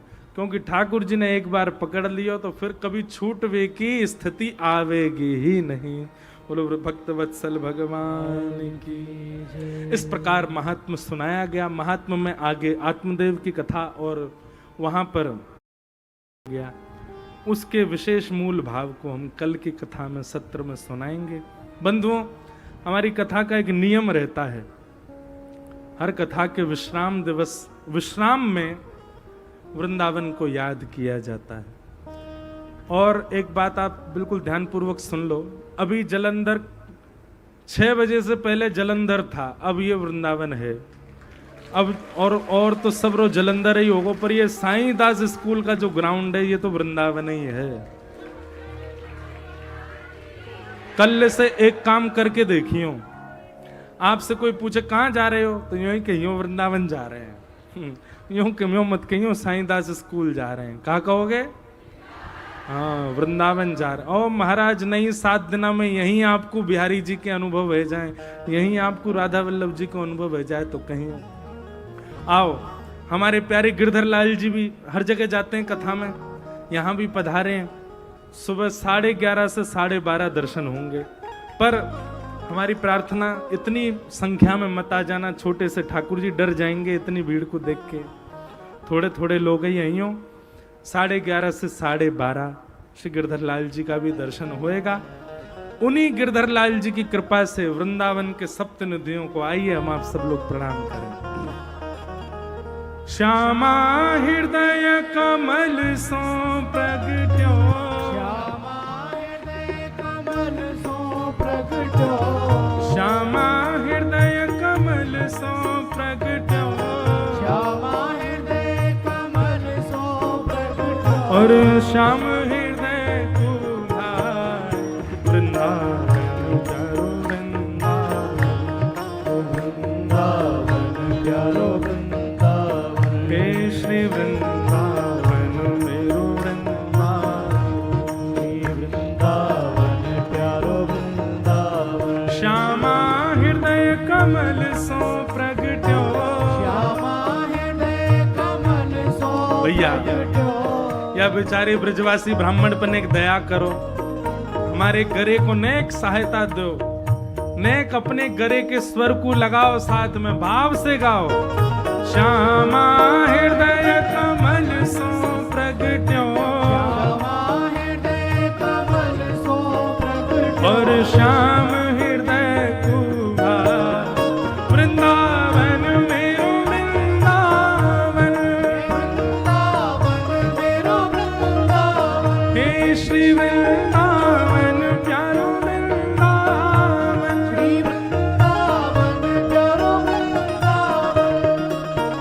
हे बिहरत निस दिन कुंज गलिन में, ब्रज जन मन सुख धाम।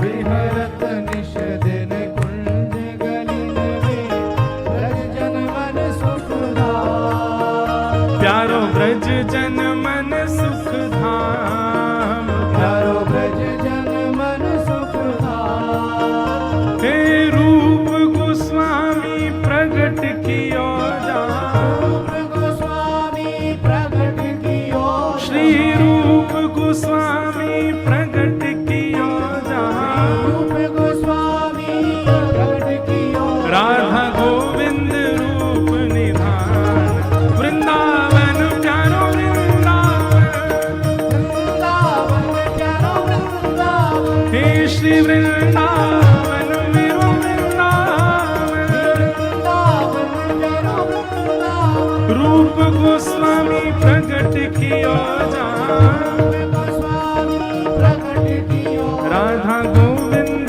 रूप निधान, वृंदावन मेरो वृंदावन, वृंदावन प्यारो वृंदावन, हे श्री वृंदावन प्यारो वृंदावन। वृंदावन प्यारो वृंदावन। बोल राधा गोविंद देव प्रभु की। वृंदावन जलंधर में हम वृंदावन प्रकट कर रहे हैं, सातों निधिन को बुला रहे हैं, आवाहन कर रहे हैं। एक जोर की जय बोलो, बोलो राधा गोविंद देव की। ये हमारे वृंदावन के प्रथम ठाकुर और दूसरे ठाकुर, हे सब सुख सागर रूप उजागर, रहे वृंदावन धाम।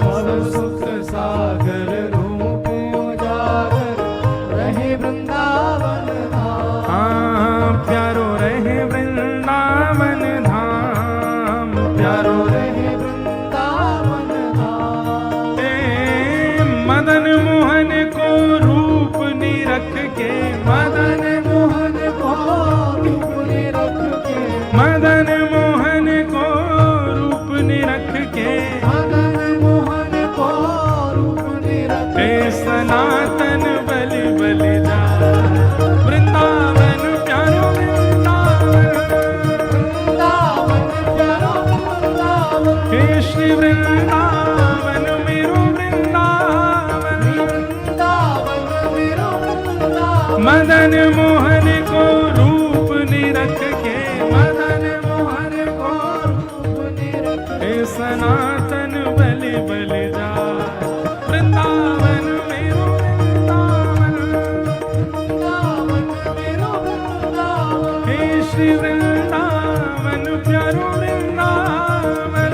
वृंदावन मेरो वृंदावन। बोले मदन मोहन लाल की।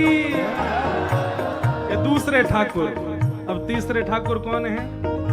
गोपी ग्वाल सब ही और धारे, प्यारो गोपीनाथ।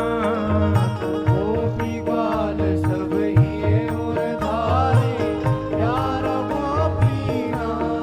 हे प्यारो प्यारो गोपीनाथ, प्यारो प्यारो गोपीनाथ। हे बड़ो प्यारो गोपीनाथ, बड़ो प्यारो गोपीनाथ। हे मधु पंडित जिन कंठ लगायो,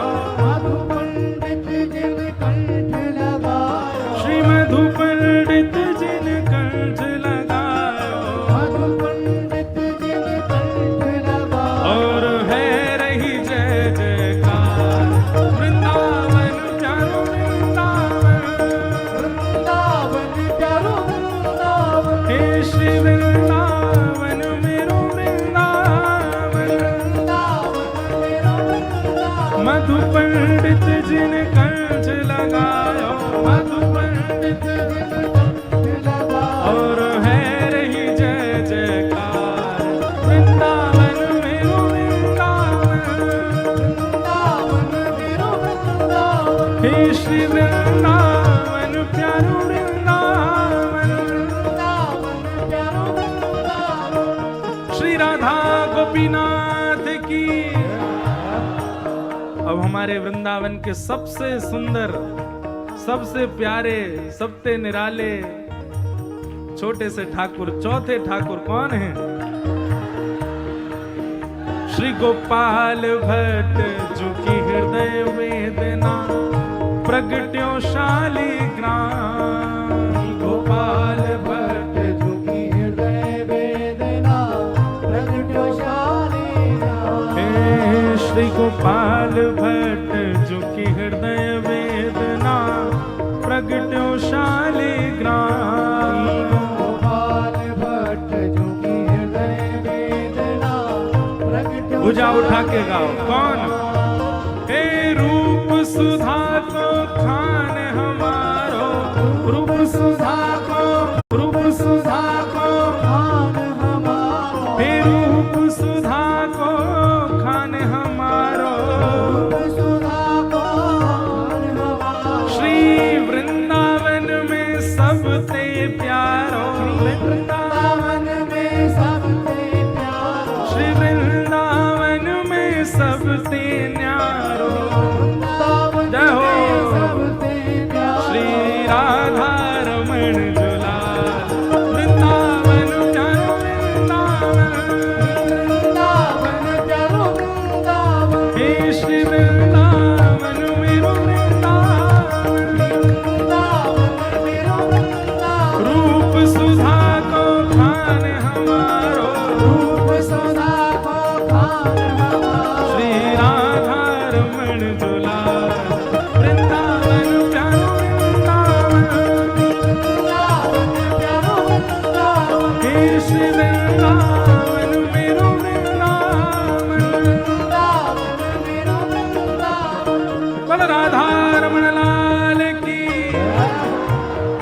हे आतुर हित हरिवंश पुकारो, श्री राधा राधा नाम, आतुर हित हरिवंश पुकारो, श्री राधा राधा नाम, हे बड़ो प्यारो राधा नाम, बड़ो प्यारो राधा नाम, हे बड़ो मीठो राधा नाम, बड़ो मीठो राधा नाम, ओ आतुर हित हरिवंश पुकारो, श्री राधा राधा नाम, आतुर हित हरिवंश पुकारो, श्री राधा राधा नाम। तब हे सघन कुंज यमुना तट आयो, सघन कुंज यमुना तट आयो, मदन टेर वृंदावन आयो, मदन टेर भुजा उठा के प्यारो राधा वल्लभ लाल वृंदावन प्यारो वृंदावन, वृंदावन प्यारो वृंदावन, हे श्री वृंदावन मेरो वृंदावन, वृंदावन मेरो वृंदावन, सघन कुंज यमुना तट आयो, सघन कुंज यमुना तट आयो, प्यारो राधा वल्लभ लाल वृंदावन मेरो वृंदावन, हे वृंदावन मेरो वृंदावन, हे श्री वृंदावन मेरो वृंदावन, वृंदावन मेरो वृंदावन। बोल राधा वल्लभ लाल की। हे जुगल किशोर को लाड़ लड़ायो, नवल कुंज ही अमान, जुगल किशोर को लाड़ लड़ायो, नवल कुंज ही मां, हे प्यारे नवल कुंज ही अमान, प्यारे नवल कुंज ही मां, हे कुंजन कुंजन की रज धारे, कुंजन कुंजन की रज धारे,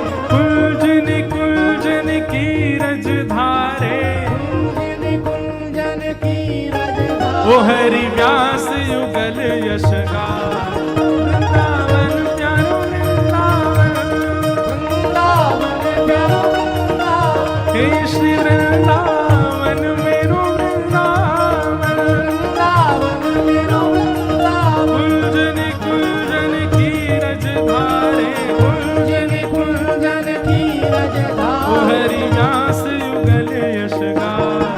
वृंदावन मेरो वृंदावन, वृंदावन मेरो वृंदावन, हे श्री वृंदावन प्यारो वृंदावन। श्री वृंदावन प्यारो वृंदावन।